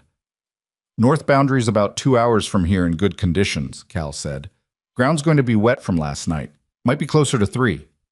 Then we'd better move, Vivian said. They moved. The North Range was high country, rising from the back of Blackstone's pastures into the ridge territory, where the land got rocky and the juniper thinned and the sky came in closer. Vivian had not been up here before. She'd seen it from the ranch yard as a dark shape against the horizon, but riding into it was different. The ground changed under the horses' feet, harder and more uneven, and the trail that Cal led them on was barely a trail in places, more a remembered line through the brush. But the spring was real. She heard it before she saw it. A low, steady sound in the rock, the particular music of water that moved year-round regardless of weather. When they crested the last rise and she saw it, she understood immediately why it mattered. It came out of the rock face on the north slope of the ridge and ran down into a natural basin before continuing east through the upper pasture. Clean, clear water, year-round, from the look of the rock around it, which showed the long mineral staining of a spring that never went dry. Whoever owned that spring owned the dry season survival of every operation within 3 miles of it. Cal had the original survey with him, a copy Gideon had had in the ranch files, and they found the first marker without difficulty. A carved stone post, about knee-height, set in the ground at the northwest corner of the water boundary. Cal crouched beside it and compared its position against the survey diagram, measuring by pacing the distance to the ridge feature that was the fixed reference point.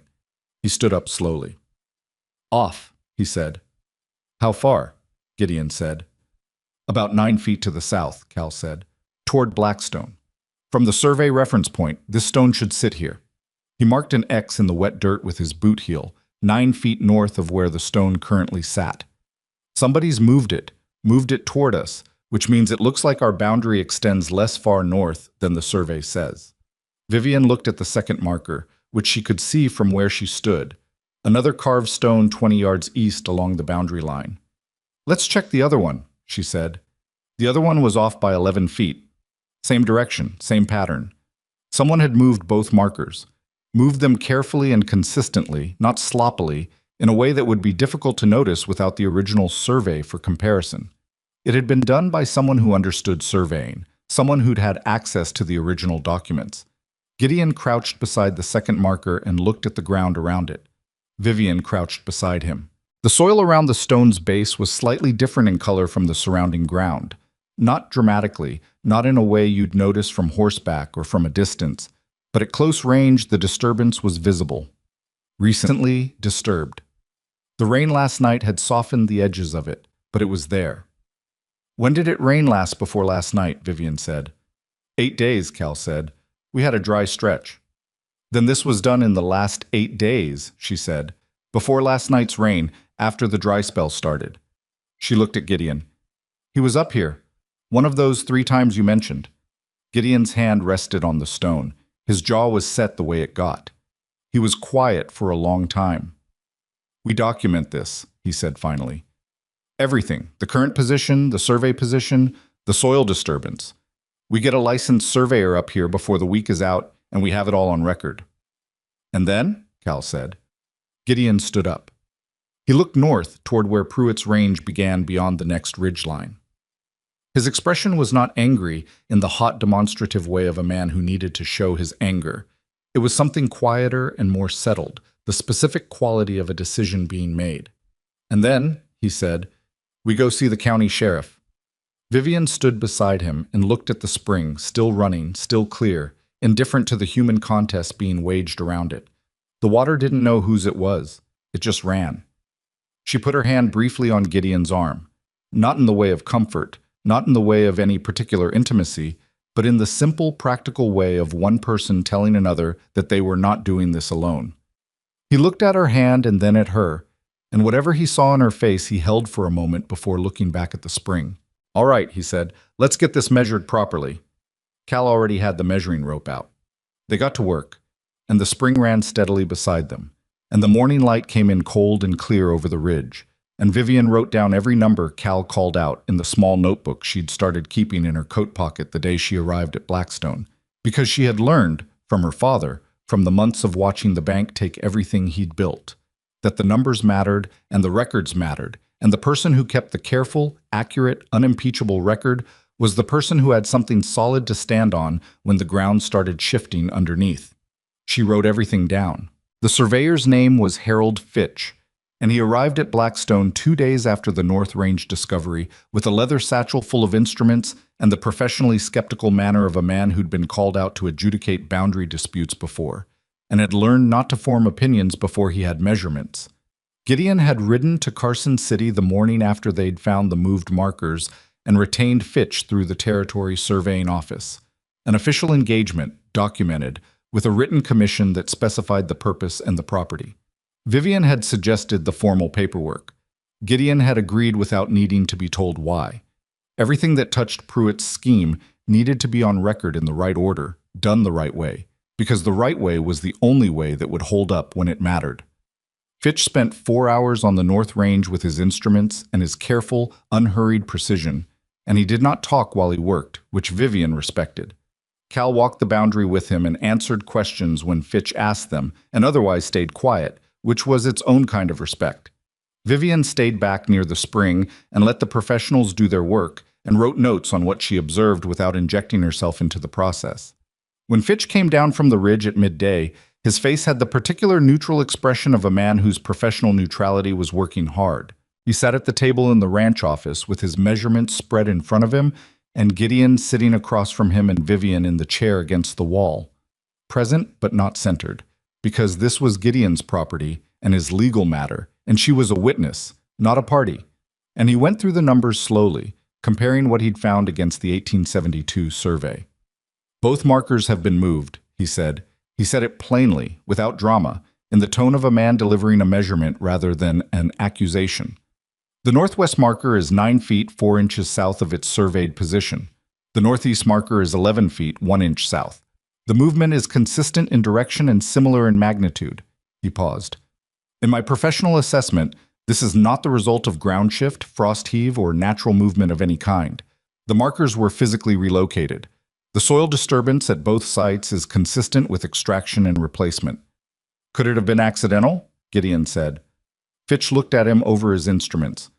"Someone would have had to accidentally pull a 200-pound stone post out of the ground it had been set in for 50 years, carry it 9 feet south, and reset it in a new hole," he said. "Then do the same thing 11 feet away with a similar stone." He paused again. "No, it was not accidental." "I need that in writing," Gideon said. "You'll have a full written report by end of week," Fitch said. "Official, notarized, filed with the Territory Surveying Office." He began gathering his instruments. "For what it's worth, Mr. Mercer, whoever moved those markers knew what they were doing. They reset them at the right depth, packed the soil correctly, and picked a direction that would be hard to detect without the original survey for reference. This was planned." He left after Gideon paid his fee. The ranch office felt quieter after he was gone, the way a room felt quieter after something definitive had happened in it. Cal, who had leaned against the doorframe through the whole meeting, said, "Pruitt." "Yes," Gideon said. "You going to the sheriff?" "Today," Gideon said. "You want company?" Gideon looked at him. "You and Vivian," he said. Cal's eyes moved briefly to Vivian and back. Something in his expression had shifted. Not all the way, not a transformation, but a shift. All right, he said. Sheriff Wade Connolly ran his operation out of a two-room office on the main street of Carson Bluff, which was closer than Carson City and had jurisdiction over the North Range territory, which was the relevant factor. Connolly was a large man in his mid-50s who had held the position for 12 years on the particular combination of competence and stubbornness that kept frontier lawmen in their seats. He was not a man easily moved by either complaint or influence, which was exactly what the situation required.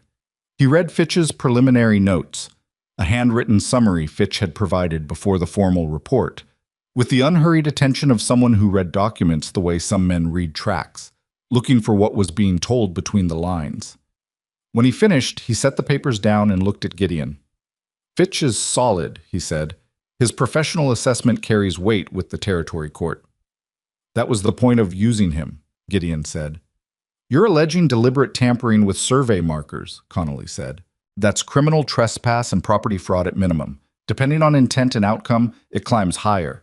He paused. You know who you're pointing at. Harlan Pruitt, Gideon said. Connolly didn't react visibly to the name. You have evidence linking Pruitt specifically to the movement of those markers. We know he's been on the north boundary 3 times in the last month, Gideon said. And we know the markers were moved in the last 8 days based on the soil disturbance and the weather record. Knowing a man was in the vicinity is not the same as knowing he moved the markers, Connolly said.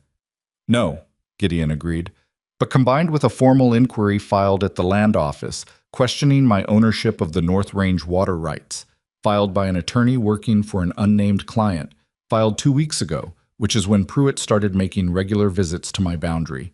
The pattern speaks. Connolly looked at the documents Vivian had set on his desk, the copies from the land office, the filing dates, the inquiry submission. He went through them at the same unhurried pace. The inquiry was filed outside the legal challenge window, Vivian said. The settlement closing date and the inquiry filing date are both on record. Connolly looked at her. You're the Ashcroft girl, he said, not unkindly. Vivian Ashcroft, she said. I work the breeding program at Blackstone. He held her gaze for a moment, then looked back at the documents. The land office inquiry is a civil matter, he said, outside my jurisdiction. He paused. The survey markers are inside my jurisdiction. Yes, Gideon said. Connolly sat back in his chair, which made a sound under his weight that suggested it had been through many such conversations. I'm going to open an investigation, he said. Official, documented. I'll want Fitch's full report when it's ready. I'll want a statement from each of you, what you observed, when you observed it, in your own words. He looked at Gideon. What I cannot promise you is an arrest on the timeline you'd prefer. I understand that, Gideon said. Pruitt's going to know you've been here, Connolly said. This town doesn't hold information well. He'll know within the day. Good, Vivian said. Both men looked at her. He doesn't know we found the markers, she said. He doesn't know about Fitch. He doesn't know we have the land office documentation on the inquiry timing. When he finds out we've been to the sheriff, his first instinct is going to be to verify that his scheme is still intact. She paused. Men who have done something careful and hidden want to check on it when they feel threatened. Connolly regarded her with the specific attention he gave to things he was taking seriously. You're saying he'll go back to the North Range, he said. I'm saying he might, she said. And if he does, he'll be looking at markers that have already been documented, surveyed, and photographed in their current wrong position. If he moves them back now, that's evidence of a second tampering, which is harder to explain than the first. And if he leaves them, the original evidence stands. Either way, Cal said from the corner, where he had been standing with his arms crossed and saying nothing for 20 minutes. He's holding a losing hand. Connolly looked at Cal, then back at Vivian, then at Gideon. You've thought this through, he said. We had 2 days, Gideon said. She thought it through, Cal said. He said it without apparent self-consciousness, just as a fact. The rest of us were mostly angry. Connolly almost smiled. All right, he said, leave me the documents. I'll need written statements from all 3 of you before the end of the week. Fitch's formal report when it arrives. And tell Fitch I'll be in touch. He stood, which was the conclusion of the meeting. And Miss Ashcroft? She looked at him. The land office inquiry, he said. Webb's not going to pursue it. My read is he's realized the filing date doesn't hold up. But if he does pursue it, you come back to me." He paused. "A county officer using a flawed filing to harass a legitimate property holder is inside my jurisdiction, even if the property question itself isn't." She felt something settle in her chest that had been held tight since Carson City. "Thank you, Sheriff," she said. "Don't thank me," he said. "Thank whoever taught you to keep careful records." "My father," she said. He nodded once, slowly, like that made complete sense. "Good man," he said. "I knew him." He went back to his desk. They left. Outside on the street, the afternoon light was flat and cold, and Cal walked ahead of them toward the horses with the slightly faster pace of a man who needed a moment, and Gideon and Vivian walked behind him at the ordinary pace of people who'd done what they came to do and were still processing what that meant. "Webb's going to drop the inquiry," Gideon said quietly. "Yes," she said. "Pruitt's going to find out about the sheriff's investigation." "Yes." "And he's going to be angry," Gideon said. "Genuinely angry, not just calculating. He's put a significant investment into this scheme, and he can see it falling apart." "Angry men make mistakes," she said. "You said so." "I said that," he agreed. "I also said they cause damage on the way." She thought about that. "What kind of damage are you expecting?" He was quiet for a moment. "I don't know," he said. "That's what worries me." The damage arrived 9 days later, and it did not look like what any of them had expected. It was Naomi who noticed it first, which made sense because Naomi noticed everything that moved on Blackstone property, and the movement she noticed was the absence of movement. Specifically, the fact that 3 mares who should have been in the upper breeding paddock in the morning were not in the upper breeding paddock. She found Vivian in the breeding barn at first light and said it the same way she said most things, directly, without preamble. 3 mares are out of the upper paddock, gates open." Vivian was off her stool and out of the barn before Naomi finished the sentence. The gate to the upper paddock was not just open. The latch had been forced, not broken, which would have been obvious, but bent in a specific way that someone with the right tool could do quietly, in a way that would look from a distance like a gate that had swung open on its own. The hinges were intact. The latch mechanism was damaged. It was deliberate. "When was last check?" Vivian said, already scanning the upper pasture. "Cal did the evening round at sundown," Naomi said, beside her. "Latch was secure then. He'd have noted it." "So sometime in the night," Vivian said. 3 mares out of 7. She ran through which 3 in her head based on who'd been where at evening. The gray mare, whose tendon was still in recovery, still not back to full soundness, still needing careful management. The Reardon mare, 3 weeks into a confirmed pregnancy, the first pregnancy that Vivian's adjusted breeding schedule had produced. And the young chestnut filly she'd been working on, not pregnant, not injured, but part of the bloodline documentation she'd been building. She turned to Naomi. "Get Gideon and Cal, now." She was already moving toward the tack room for Willow's gear. What followed was 2 hours of hard riding in the cold morning, Vivian and Cal sweeping the north pasture while Gideon took the south, covering the ground in the systematic pattern that Cal knew from years of working the property. Willow moved well in the cold, responsive, and willing, and Vivian rode her hard over the rough ground and tried not to let her imagination run ahead of the facts. The gray mare was the first one found, standing in a juniper draw about a half-mile from the paddock, calm enough once she saw Willow approaching, but favoring her left hind, the same leg with the tendon issue. Not acutely lame, not dramatically worse than yesterday, but the added movement on uneven ground had set the healing back. How far back would take time to determine. Cal found the Reardon mare another mile out, near the creek that ran along the eastern property line. She was moving stiffly, possibly from the night cold and the unfamiliar ground. Vivian did a quick hands-on assessment when Cal brought her in. No obvious crisis, no immediate sign of a problem with the pregnancy, but stress was not nothing, and a pregnant mare who'd spent a cold night loose on rocky ground was a mare who needed watching. The chestnut filly took another 40 minutes to locate. Gideon found her finally in the northeast corner of the property where the fence met the ridge, standing with her nose pressed to the fence boards and trembling. She'd run herself hard before she stopped. Her legs were intact, no cuts, no obvious injury, but she was shaken in the way young horses got shaken when something they didn't understand happened to them in the dark. All 3 mares back by mid-morning, all 3 alive and on their feet. The damage was real but not catastrophic. And Vivian understood with the cold clarity of someone who'd been paying attention that not catastrophic was exactly what it was supposed to be. This was not a man trying to destroy Blackstone. This was a man reminding Blackstone of its vulnerability, reminding Vivian, specifically, that the things she cared for could be touched. She stood in the breeding barn beside the gray mare, running her hand down the tendon she'd spent 6 weeks nursing, and felt something move in her chest that was not fear and not grief, but was adjacent to both. The particular feeling of a person who has been told, in the clearest possible terms, that someone intends to keep hurting them. Gideon came into the barn and stood beside her. He looked at the gray mare's leg and at the careful way Vivian was holding her expression together. "Pruitt," he said. "Yes," she said. "I can't prove it." "No," she said.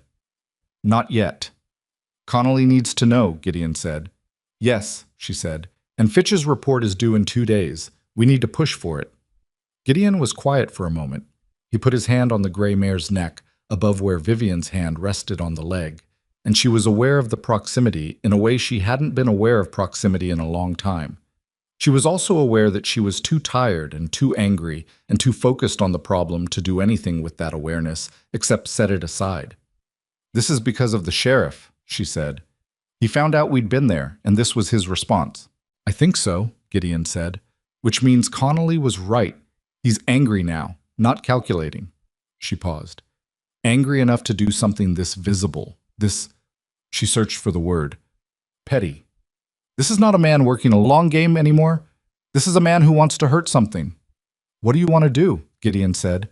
"Not what do we do, not what should be done. What do you want to do?" He was asking her specifically. She thought about it. She thought about her father, who had built something extraordinary and had it taken from him by the patient. Incremental work of people he hadn't fully understood were his enemies until it was too late. She thought about what it meant to rebuild something after watching it be destroyed, and about how different it was to protect something before it was destroyed, rather than try to reconstruct it afterward. "I want to go to the sheriff today," she said. "With you, with Cal, and I want to bring Naomi's statement about the paddock gate and the timeline, and I want every bit of it in Connolly's file before sundown." She paused.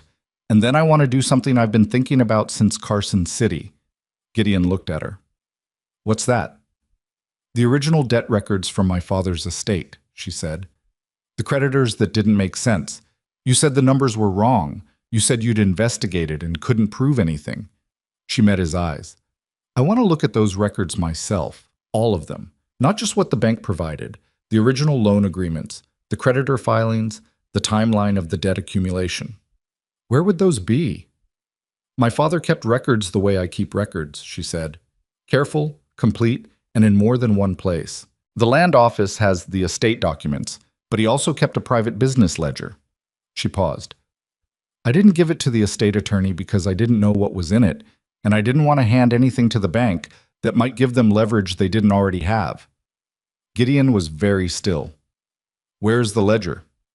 "With a woman named Ruth Hale in Reno," Vivian said. "My father's bookkeeper. She's had it since he died. I asked her to hold it until I knew what I was dealing with." "And now you know what you're dealing with," Gideon said. "Now I know what I'm dealing with," she said. "And I'm not sure, but I think that whatever Pruitt did to my father's finances is connected to what he's trying to do to Blackstone. The same patience, the same method, working the angles, filing things in the wrong places, using men like Webb who are flexible about their duties. It's the same person operating the same way he always has." Gideon absorbed this. The gray mare shifted her weight, and Vivian steadied her automatically, a hand at her shoulder, without breaking the train of thought. "If you can show he did it to your father," Gideon said slowly, "then we can show he's not just a neighbor with a boundary dispute," Vivian said. "He's a pattern, and patterns, once they're documented, are very hard to argue away." Gideon looked at her for a long moment with that careful, assessing attention that she had come to understand was not distance, but its opposite. The way he looked at things he was taking entirely seriously. "Reno is 2 days' ride," he said. "I know," she said. "I'll take you," he said. She looked at him. "You don't have to." I know I don't have to," he said. "I want to." He paused. "And before you tell me this is your problem and your father's ledger and your investigation, I'd ask you to consider that Pruitt has his hands on my property too, and finding a pattern that connects what he did to your father to what he's trying to do to Blackstone is very much my business." She held his gaze for a moment. "All right," she said. "But we go to Connolly first. Today." "Today," he agreed. They went to Connolly that afternoon, all four of them, Gideon, Vivian, Cal, and Naomi, whose statement about the paddock gate was delivered in the same flat, precise tone Naomi used for everything, which made it more convincing than it would have been coming from someone who sounded upset. Connolly listened to all of it. He wrote down everything. He said he would begin formal surveillance of the Blackstone boundary, which was within his authority to do under the circumstances. He also said quietly, as they were leaving, "The attorney who filed that inquiry at the land office, Hartwell, he withdrew the filing this morning." They all stopped. "Webb contacted him," Connolly said. "I don't know what Webb told him, but the filing was withdrawn, officially and in writing." He paused. "Pruitt's legal angle on the water rights is gone. Fitch's report on the markers is due in 2 days. The open sheriff's investigation is in the public record." Another pause. "He's losing ground, and he knows it." "Which is why the paddock gate," Vivian said. "Which is why the paddock gate," Connolly agreed. She thought about that on the drive back to Blackstone. Losing ground. It was the right phrase. Pruitt had built something, a scheme, a plan, a patient structure designed to pull Blackstone's water rights into his possession and silence any witness who might connect him to the Ashcroft foreclosure. And the structure was coming apart, piece by piece. Each piece she and Gideon had documented and filed and put in front of the right official. But a man losing ground was a man who still had ground left to lose. And Harlan Pruitt had not, in her assessment, run out of moves. He'd run out of legal moves, perhaps. He'd run out of the quiet, procedural moves he preferred. What he had left was something less calculated and more dangerous. He had presence. He had men who worked for him and did what he said. He had 15 years of influence in this territory and the willingness to use it in ways that didn't always leave a paper trail. She watched the landscape go past and thought about her father's ledger in Ruth Hale's keeping in Reno, and about the particular kind of patience required to build a case against a patient man, and about how much more clearly she could see the shape of what had happened to her father's ranch, now that she had spent 2 months watching Pruitt work his angles on Blackstone. It was the same hand, she was almost certain, the same deliberate incremental pressure applied through paperwork and influence and the careful manipulation of men who were flexible about their duties. Thomas Ashcroft had not had someone beside him who understood what was happening until it was too late. Vivian intended to understand it while there was still something left to protect. The night before the Reno trip, she sat in her room in the bunkhouse and wrote a letter to Ruth Hale, explaining who would be coming and why, asking Ruth to have the ledger ready. She sealed it and left it with the outgoing mail for the Morning Post rider, who would get it to Reno a day ahead of them. She was folding the second copy, the one she kept for herself, the one that went in her coat pocket with all the other documents she'd accumulated, when she heard a knock at the bunkhouse door. Not her room door, the outer door. She went and opened it. Naomi Mercer stood on the step in the dark with a lamp in her hand and a look on her face that was not her usual look. It was softer than usual, more uncertain, which on Naomi was as remarkable as a dramatic expression would have been on someone else. "I wanted to say something," Naomi said. She didn't wait to be invited in, which was also Naomi. She stepped inside and set the lamp on the small table and folded her hands in front of her in the particular way she had when she was composing herself. "When Gideon brought you back from that auction, I thought," she paused, choosing the words, "I thought he'd made an impulsive decision, that he'd seen a pretty woman in trouble and done what men do when they see that." "I know what you thought," Vivian said. "I'm not finished," Naomi said. Not sharply, just precisely. "I've watched you for 2 months. I've watched you work, and argue with Gideon when he's wrong, and refuse to back down from Pruitt's people, and sit in Connolly's office and lay out a legal case as well as any attorney I've seen. And I've watched my brother—" She stopped again. This pause was different. "He's not an easy man," she said. "He doesn't make friends easily, and he doesn't let people close easily, and the last woman he tried to build something with left, because she couldn't stand how much of himself he gave to this place." She looked at Vivian directly. "I'm not telling you what to do with that. I'm just telling you that I see what I see." Vivian was quiet for a moment. "What do you see?" she said carefully. "I see a man who started explaining his decisions to someone. Naomi said. He hasn't done that in a long time. She picked up her lamp. That's all I wanted to say. She moved toward the door. Don't get yourself hurt in Reno. I'll try not to, Vivian said. Naomi nodded once and went out, and the door closed behind her, and Vivian stood in the small room with the lamp burning and the letter in her hand, and Naomi's words settling in the air around her like the last note of something that hadn't quite resolved. She put the letter in her pocket. She sat on the edge of the bed and looked at the wall for a few minutes, not thinking anything in particular, just letting the shape of things sit there without forcing them into order. She was not someone who made decisions about what she felt before she had enough information to make them properly. She applied to her interior life the same careful methodology she applied to a breeding program.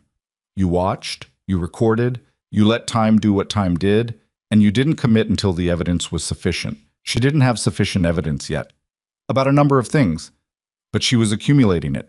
She turned down the lamp and went to sleep, because tomorrow was a long ride and she needed to be sharp when she got to Reno, and whatever else was unresolved could wait its turn. In the morning, she was up before the light, the way she always was. And Willow was waiting, and the road was waiting, and somewhere in Reno was a ledger that she believed held the beginning of an answer she'd been looking for since the day the lawyers arrived with their satchels and their careful, apologetic voices and started taking apart everything her father had spent his life building. She intended to find out what was in it. Ruth Hale lived in a narrow two-story house on the east side of Reno, 3 blocks from the river, in the kind of neighborhood that had been respectable 20 years ago and was still respectable enough if you didn't look too closely at the peeling paint on the window frames. She was a small woman in her late 60s with sharp brown eyes behind wire-rimmed spectacles and the particular composure of someone who had spent decades keeping other people's financial lives in order and had learned that the best way to do that job was to feel very little about what you found. She had the ledger on the table when Vivian and Gideon arrived. She'd received the letter, as Vivian had hoped, a full day ahead of them, and she'd done more than just locate the book. She'd gone through it herself, the way she apparently went through everything, systematically and without sentiment, and she had a separate sheet of notes waiting beside it when she opened the door. I expected you sooner, Ruth said to Vivian, not as a rebuke, as an observation. I needed to understand what I was looking for before I looked, Vivian said. Ruth considered this and nodded, as if it was a reasonable accounting method. She looked at Gideon with the measuring attention of a woman who'd seen many men come through her employer's door over the years and had opinions about most of them. Whatever she saw in Gideon, she kept to herself, but she let him in, which was its own verdict. They sat at the kitchen table and Ruth pushed the ledger toward Vivian and said, Page 41. That's where it starts to go wrong. Vivian opened to page 41. Her father's handwriting looked up at her from the page. Small, careful, precise, the handwriting of a man who thought before he wrote and meant every word he put down. She had not seen it in months.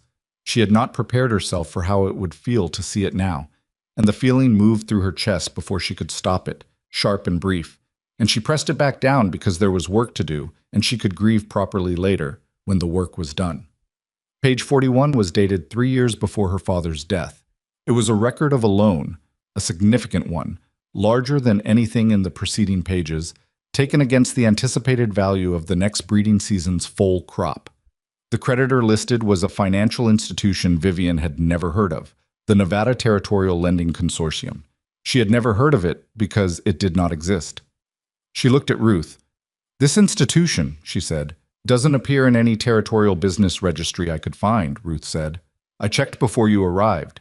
It was incorporated in 1870, has no recorded officers, no recorded address, and no history of other transactions that I could locate.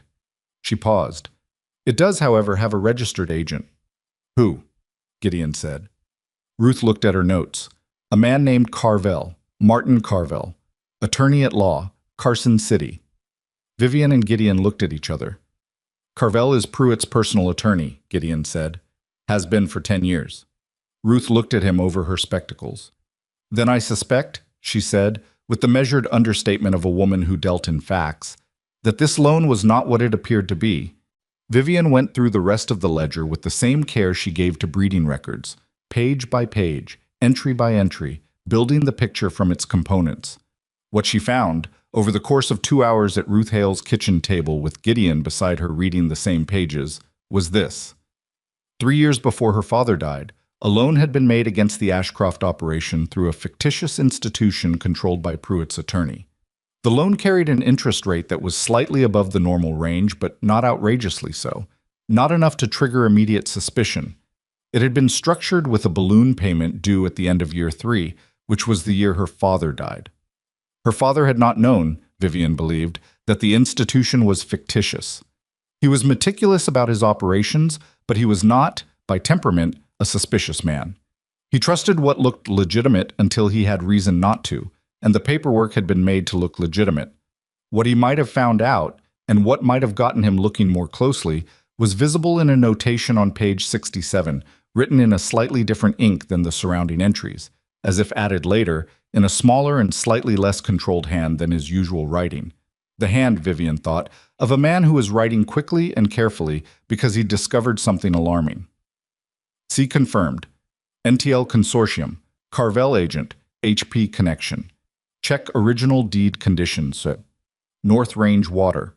Do not proceed with next breeding contract until clarified. HP. Harlan Pruitt. Her father had found the connection. He had been in the process of clarifying it when he died, and his death had come at exactly the moment when the balloon payment on the fraudulent loan was due, and the bank had moved in so fast that there had been no time for anyone to ask the right questions about the sequence of events. Vivian set the ledger down on the table and sat back in her chair. The room was quiet except for the sound of the river 2 blocks away and the distant noise of the Reno street. Gideon was looking at the notation on page 67. His jaw was doing the thing it did. Ruth Hale was watching Vivian with the particular careful attention of a woman waiting to see how someone received difficult news. He knew, Vivian said. Her voice was even. She was working to keep it even. He'd figured it out. He was building the case. And then he died, Gideon said quietly. And then he died, she said. And the bank moved, and everything went to creditors, and nobody looked closely at whether the creditors were legitimate because nobody had reason to look. Until now, Ruth said. Vivian looked at the ledger, at her father's handwriting, at the notation he'd written in the smaller, urgent hand of a man who understood he was looking at something important and needed to record it before the moment passed. He had done everything right, in the end. He had kept the record. He had written it down. He just hadn't had time to act on it.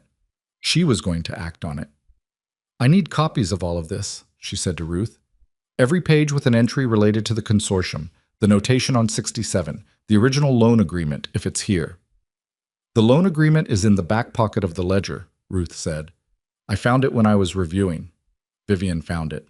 3 pages, formally drawn, signed by her father, and countersigned by Martin Carvel as agent for the Nevada Territorial Lending Consortium. Legitimate looking, detailed, completely fraudulent. She looked at Gideon. This goes to Connolly, she said. And not just Connolly. This is territory-level fraud. This needs the territorial attorney's office. I know a man there, Gideon said. Daniel Hurst. He's honest. How honest?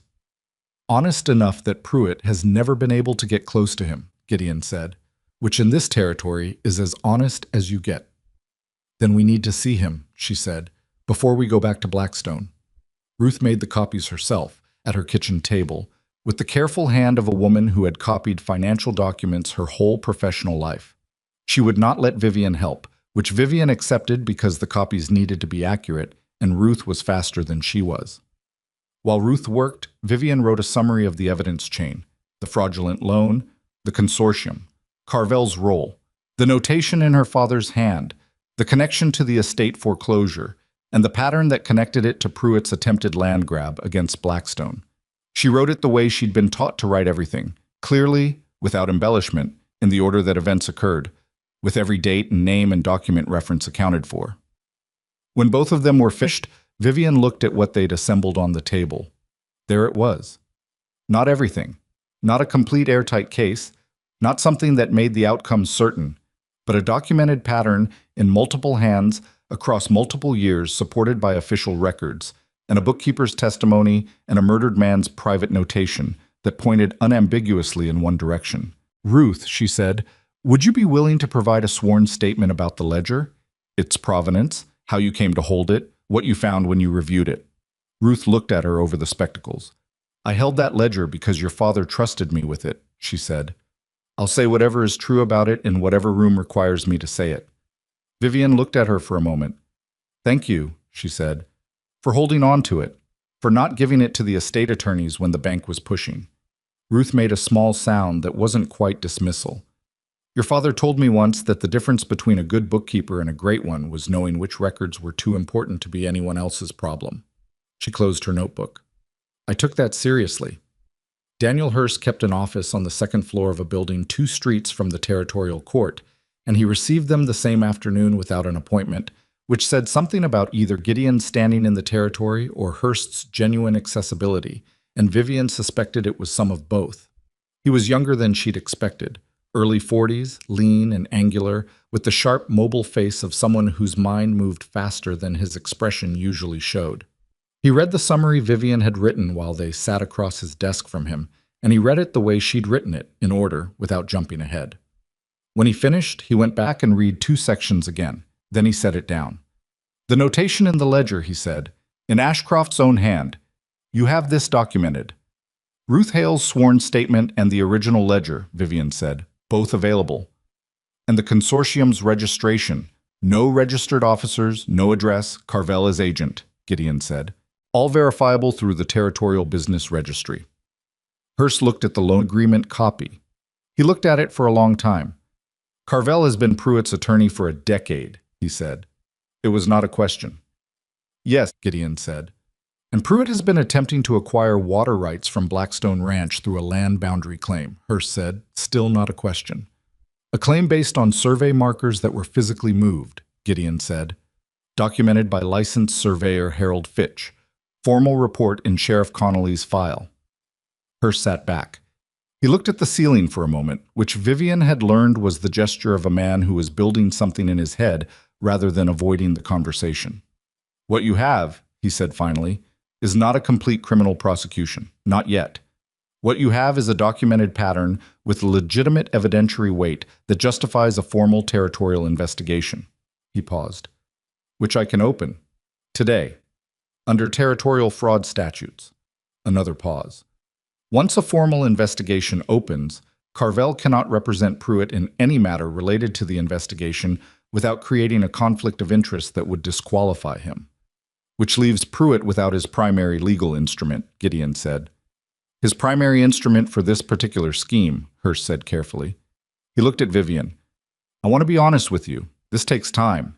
Even with everything you've brought me, moving against a man like Pruitt in a territory where he has connections requires building a record that cannot be dismantled by those connections. It is not fast work. I've been patient before, Vivian said. Hurst held her gaze. Your father's estate, he said. The fraudulent loan. If the consortium is proven fictitious, and Carvel is proven to have acted as Pruitt's agent, the loan against your father's estate was fraudulent. A fraudulent loan cannot form a legitimate basis for the foreclosure action that followed. The room was very quiet. Meaning, she said, though she thought she knew. Meaning the foreclosure of the Ashcroft estate may have been illegal, Hurst said. Meaning there is a legal basis to pursue recovery. He paused again. Not recovery of everything. Assets have been sold, time has passed, and the law is imperfect. But potentially recovery of the estate's documented value against the parties who perpetrated the fraud. It is not a certain outcome, but it is a legitimate legal avenue. Vivian sat with that for a moment. The window behind Hurst showed the Reno skyline against the late afternoon sky, and somewhere out there the river ran the way it always ran, and she thought about her father in the last months of his life, writing that notation in a smaller hand than usual, trying to document what he'd found before time ran out on him. He had not had time to fight back. She had. Open the investigation, she said. Hurst opened it. They rode back to Blackstone the following morning, and the ride was different from the ride out in a way that was hard to put words to. The road was the same road. The weather was the same cold, dry November air. But Vivian sat on Willow with the copies of the ledger and the loan agreement and Hurst's preliminary investigation filing in her saddlebag, and the weight of them was a different kind of weight than the weight she'd been carrying since the bank took her father's ranch. That weight had been the weight of loss. This was the weight of something moving. She did not believe in certainty. She had watched certainty fail her father at the worst possible moment, and she had no interest in repeating that mistake. The investigation might take years. The recovery case was far from guaranteed. Pruitt had resources and connections and a territorial presence that would not crumble overnight simply because Daniel Hurst had opened a file. But the markers had been put back. She knew that because Connolly had sent a rider to Blackstone while they were in Reno. Naomi had sent word through Cal with the information that Pruitt's men had been spotted on the north boundary and that when Connolly's deputy went up to check, the survey markers were back in their original positions, exactly where Fitch had documented they should be. The move that Vivian had predicted, Pruitt finding out about the sheriff's investigation and sending men to undo the evidence. The evidence was already in Fitch's report. The evidence of the second tampering, the return of the markers, was now also on record, observed by Connolly's deputy. Pruitt had tried to clean up his mess and had only made it worse. When she and Gideon reached the Blackstone Ridge and the ranch came into view below them, Vivian pulled Willow to a stop for a moment and looked at it. The white fences, the barns sitting square, the long, low house, the fence boards that still needed replacing, the corral gate that still hung 2 inches low, all the ordinary imperfection of a working place that cared more about what it did than how it looked. It had not become home the way she'd imagined home feeling, in the years when she'd had a home and hadn't thought much about what it meant. It had become something different, something she'd built a piece of herself into, in the way you built yourself into work you cared about. And the investment was visible now in the breeding barn she'd reorganized and the mares whose health she'd improved, and the stallion who came to her in 20 minutes instead of 40, and the gray mare whose tendon was slowly and imperfectly still healing. "You're looking at it like you're deciding something," Gideon said beside her. She glanced at him. "Maybe I am," she said. He didn't ask what. She appreciated that. They went down. The next 3 months were the months in which Harlan Pruitt's world contracted. It happened in the way that legal accountability usually happened. Not all at once, not dramatically, but in increments that were individually manageable and collectively inescapable. The territorial investigation created a paper record that Pruitt could not make disappear. Carvel removed himself from Pruitt's representation once his role as consortium agent became a formal matter of inquiry, citing the conflict Hurst had anticipated, and the attorney who replaced him was younger and less connected and considerably less skilled at the procedural maneuvers that had been Pruitt's primary method of operation. Webb at the county recorder's office retired from his position in January, citing health reasons, which was what men cited when they were stepping back from situations that had become more dangerous than profitable. His replacement had no history with Pruitt and no particular interest in developing one. Ellen Delaney, whatever she had known or suspected about Pruitt's schemes, made a point of bringing a pie to Blackstone in December and sitting at Naomi's kitchen table for an hour and leaving without having said anything directly substantive, but having conveyed through the territory's reliable currency of implication that the Delaney family's neighborhood loyalties were firmly with Blackstone and always had been. Naomi received this with the precisely calibrated graciousness of a woman who understood what was being offered and was willing to accept it on the terms offered, which was the right response, and kept the peace and let Ellen leave with her dignity, which cost Blackstone nothing and gained it something. Mira Delaney brought the 3-year-old gelding to Blackstone in early December, as she'd said she would, and Vivian spent 3 afternoons working with the horse while Mira watched and asked questions and took notes on a small pad she'd brought. And by the end of the 3rd afternoon, the horse was doing something he hadn't done in months, which was stand calmly in a new space with a new person handling him and not try to run from it. Mira cried a little, which she tried to hide, and didn't fully manage to hide, and Vivian pretended not to notice, which was the kind thing to do. She told Mira to come back whenever she needed. Mira said she would. She did. The gray mare's tendon healed. Not perfectly. There was a slight residual sensitivity in cold weather that Vivian suspected would always be there, a reminder of the night Pruitt's people opened the paddock gate. But she was sound, properly sound, and back in the breeding schedule, and in February she was confirmed pregnant. It was a small thing in the large accounting of what the winter had cost. Vivian kept careful track of the small things. The Reardon mare foaled in March. A filly, bay with a white star, strong from the first hour, with the temperament that Vivian's revised breeding decisions had been aiming for. Curious and calm, the best combination. Cal came and got Vivian when it happened, at 3 in the morning, and she came to the barn in her coat over her nightclothes and crouched in the stall and watched the filly figure out her legs, and the feeling she had watching it was not complicated. It was just good. The straightforward good of a living thing that wouldn't have existed without the work she'd done, whole and sound, and figuring out the world. Gideon appeared at the stall door at some point. She didn't know exactly when. She became aware of him the way she'd become aware of most things at Blackstone, as a presence that had become familiar enough that she noticed it when it was there and noticed the absence when it wasn't. "She's good," he said quietly. "She's better than good," Vivian said. "She's exactly what I was aiming for."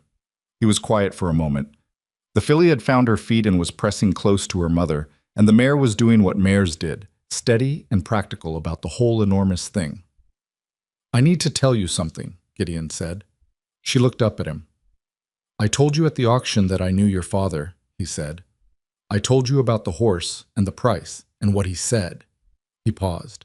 "That was true, but it wasn't the whole reason I investigated the foreclosure." She waited. "I'd been watching Pruitt for 2 years before your father died," he said.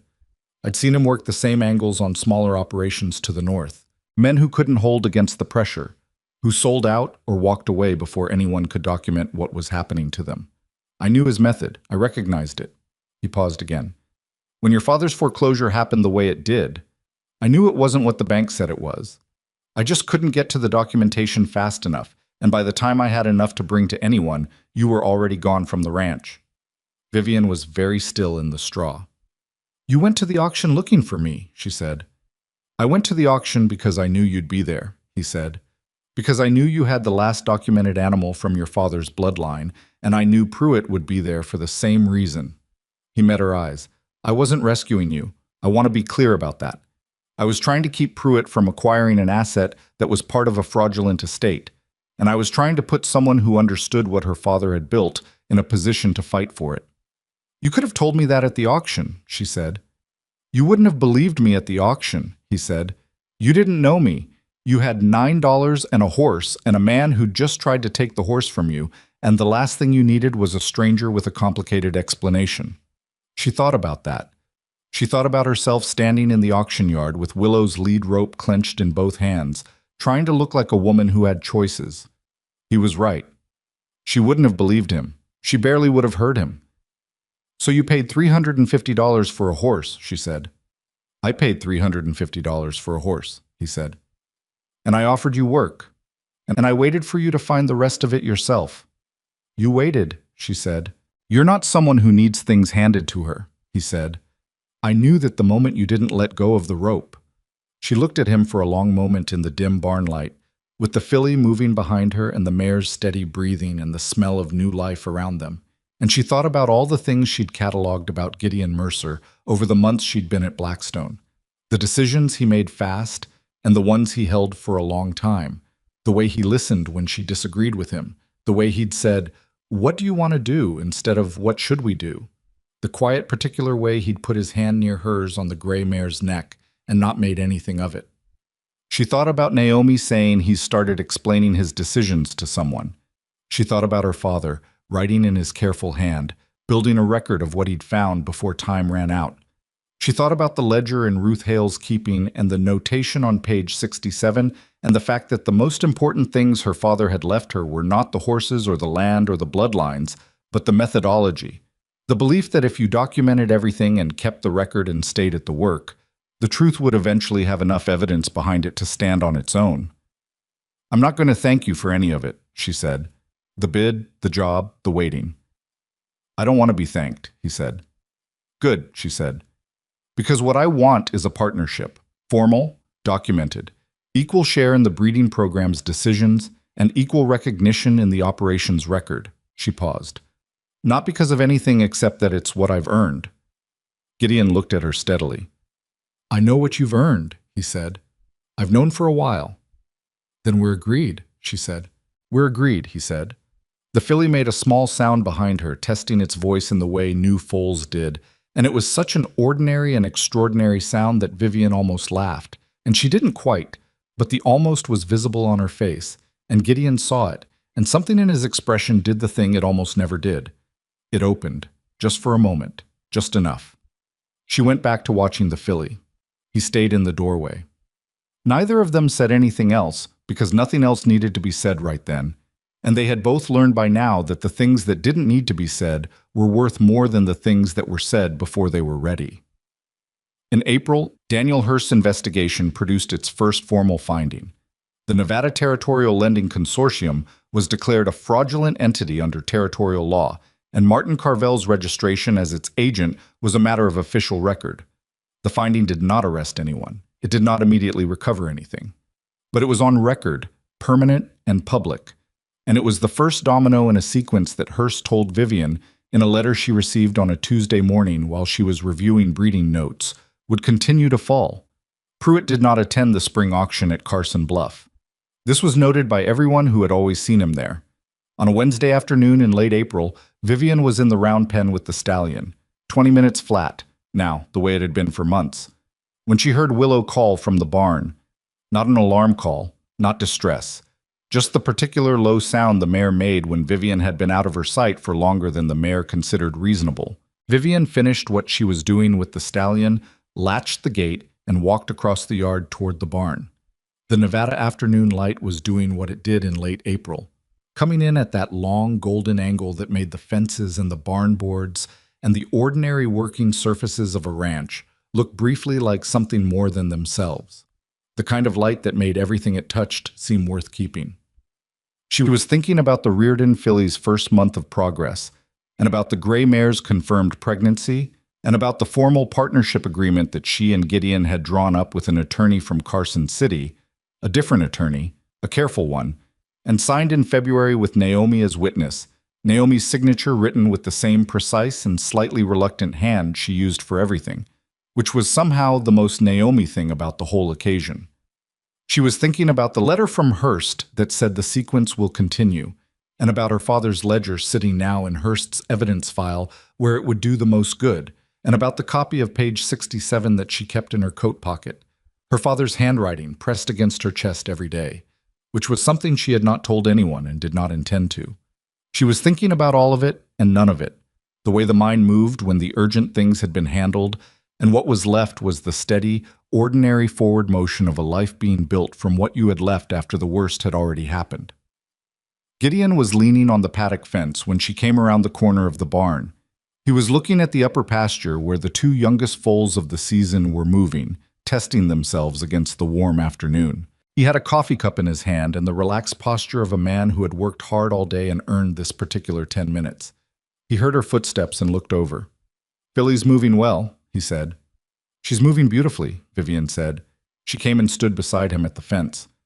"The bay colt is going to be something in 2 years." "Your Reed?" "My Reed," she confirmed. They stood and watched the foals in the light. The stallion was calling from the round pen, his voice carrying across the yard in the way voices carried on still afternoons in open country. She did not have everything she had lost. She was not going to pretend otherwise, even to herself, which was the thing she was most careful about, not pretending to herself. The Ashcroft Ranch was gone in the legal sense, sold off in pieces to people who would never know what Thomas Ashcroft had built there or how long it had taken him to build it.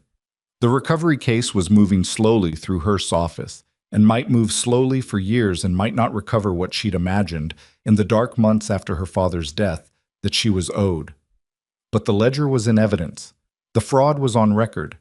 The people who had done this to her father were operating in a much smaller space than they'd been operating in 6 months ago, and that space was shrinking in the documented, methodical way that her father would have recognized and approved of.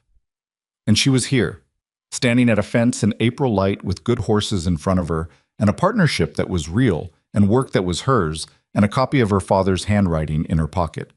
It was not everything. It was enough to keep working with. "I've been thinking," Gideon said, in the casual tone he used when he was not being casual. "About what?" she said. "About the fact that partnership agreements are one kind of arrangement," he said. He was still looking at the foals. "And there are other kinds." Vivian looked at him. He turned to meet her eyes, and he had the expression he had when he'd made a decision and wasn't going to unmake it, which she had come to recognize as one of his most fundamental qualities. The man committed slowly and completely and did not retreat from commitments once made. "I'm not good at this," he said. I want to be clear about that up front. I'm not good at the talking part of it." "I know," she said. "Naomi says I'm impossible to live with," he said. "She's been saying it for 40 years, and she's not wrong." "I've noticed," Vivian said. "You're not easy either," he said. "You argue with everything, and you never ask for help, and you keep more inside than is probably healthy." "I know," she said again. "So," he said, "knowing all that." She looked at him for a long moment. The light was doing its April thing around them, and the foals were moving in the pasture, and somewhere Willow was calling again, impatient, the way she always was. "Ask me properly," Vivian said. He did. It was not eloquent. It was Gideon, direct and unadorned, the same way he made every decision, with the words he had rather than words borrowed from somewhere more polished. She would remember it exactly, every plain-spoken word of it, for the rest of her life. She said yes. She said it the same way she said most things, simply, without theater, because it was the true answer, and she didn't need to dress the truth up to make it worth saying. Naomi, when she was told, said, "Finally," and went back to whatever she'd been doing, which was as close to celebration as Naomi ever came and was, from her, a significant thing. Cal Braden shook Gideon's hand and nodded at Vivian with the brief, firm respect of a man who had started out skeptical and ended up at something else entirely, and that nod meant more to her than most speeches would have. Pete Dawes grinned like a young man who'd been hoping for exactly this outcome and hadn't known how to say so. Mira Delaney heard about it through the ordinary channels of Territory News and sent a note that was warm and genuine and said nothing about her mother, which was the right call. They married in June, at Blackstone, in the way of people who cared more about the thing they were doing than the ceremony around it. Small, practical, with the people who mattered there, and the people who didn't matter notably absent. The day was hot, and the food was good, and Willow was in the paddock closest to the yard, and spent the whole afternoon watching the proceedings with her ears forward and her dark eyes moving from Vivian to the guests and back, the way she always tracked Vivian, with the steady, particular attention of an animal who had been through everything alongside her person and was not planning to stop now. At some point in the evening, Vivian slipped away from the gathering for a few minutes and stood at the paddock fence with Willow's nose against her shoulder and her hand on the mare's neck, and she thought about the auction yard at Carson Bluff, and the $9 in her pocket, and the feel of the lead rope in both hands when Harlan Pruitt had tried to take it. And she thought about her father writing in his careful hand, building his record, leaving her the most important thing he had, which was the knowledge of how to hold on. She thought about the woman who had sat alone in that yard, which was herself, and also somehow a person she could now see from a slight distance, the way you could see yourself clearly once the worst of a season had passed, and you were standing in a different place looking back. That woman had not been weak. She had not been a person waiting to be rescued. She had been a person in the middle of the hardest year of her life, who had not let go of the rope when someone tried to take it, and everything that had come after had come from that one decision, made in a moment of pure stubbornness and fear, to hold on. Her father had said once that the horses who mattered were the ones who didn't break in the hard seasons, not the ones who never faced a hard season. Those horses were just lucky. The ones who mattered were the ones who came through it still themselves, a little rougher, a little wiser, still standing. She had thought about that a great deal over the winter. She thought it was probably true of people too. The ones who mattered were the ones who came through still themselves, not unchanged, because nothing came through unchanged, but recognizable, still holding what they'd held. Gideon found her at the fence after a few minutes. He didn't ask what she was thinking about. He just came and stood beside her, which was enough, which was actually exactly right. The evening light was doing the long summer thing, staying gold far later than it should, and the horses moved in the pasture below, and the sounds of the gathering carried from the yard, and Blackstone was alive around them with the ordinary, irreplaceable sounds of a working place at the end of a good day. She was not finished with Pruitt's accounting. That was still ahead, still moving through Hearst's office, still accumulating its patient documentation. Justice in her experience was not a thing that arrived. It was a thing you built, the same way you built a breeding program, or a legal case, or a life after the worst had happened. One careful piece at a time, on the record, with the evidence solid beneath you. She intended to keep building it. But right now, in this moment, in this particular June light, with her husband beside her and her horse warm under her hand, and the knowledge of her father's careful handwriting pressed against her heart, she let herself be exactly where she was. It was enough. It was more than enough. It was the whole of what she had, and she had learned, in the hardest possible school, that the whole of what you have is the only thing worth building from. She kept her hand on Willow's neck. She kept her eyes on what was ahead.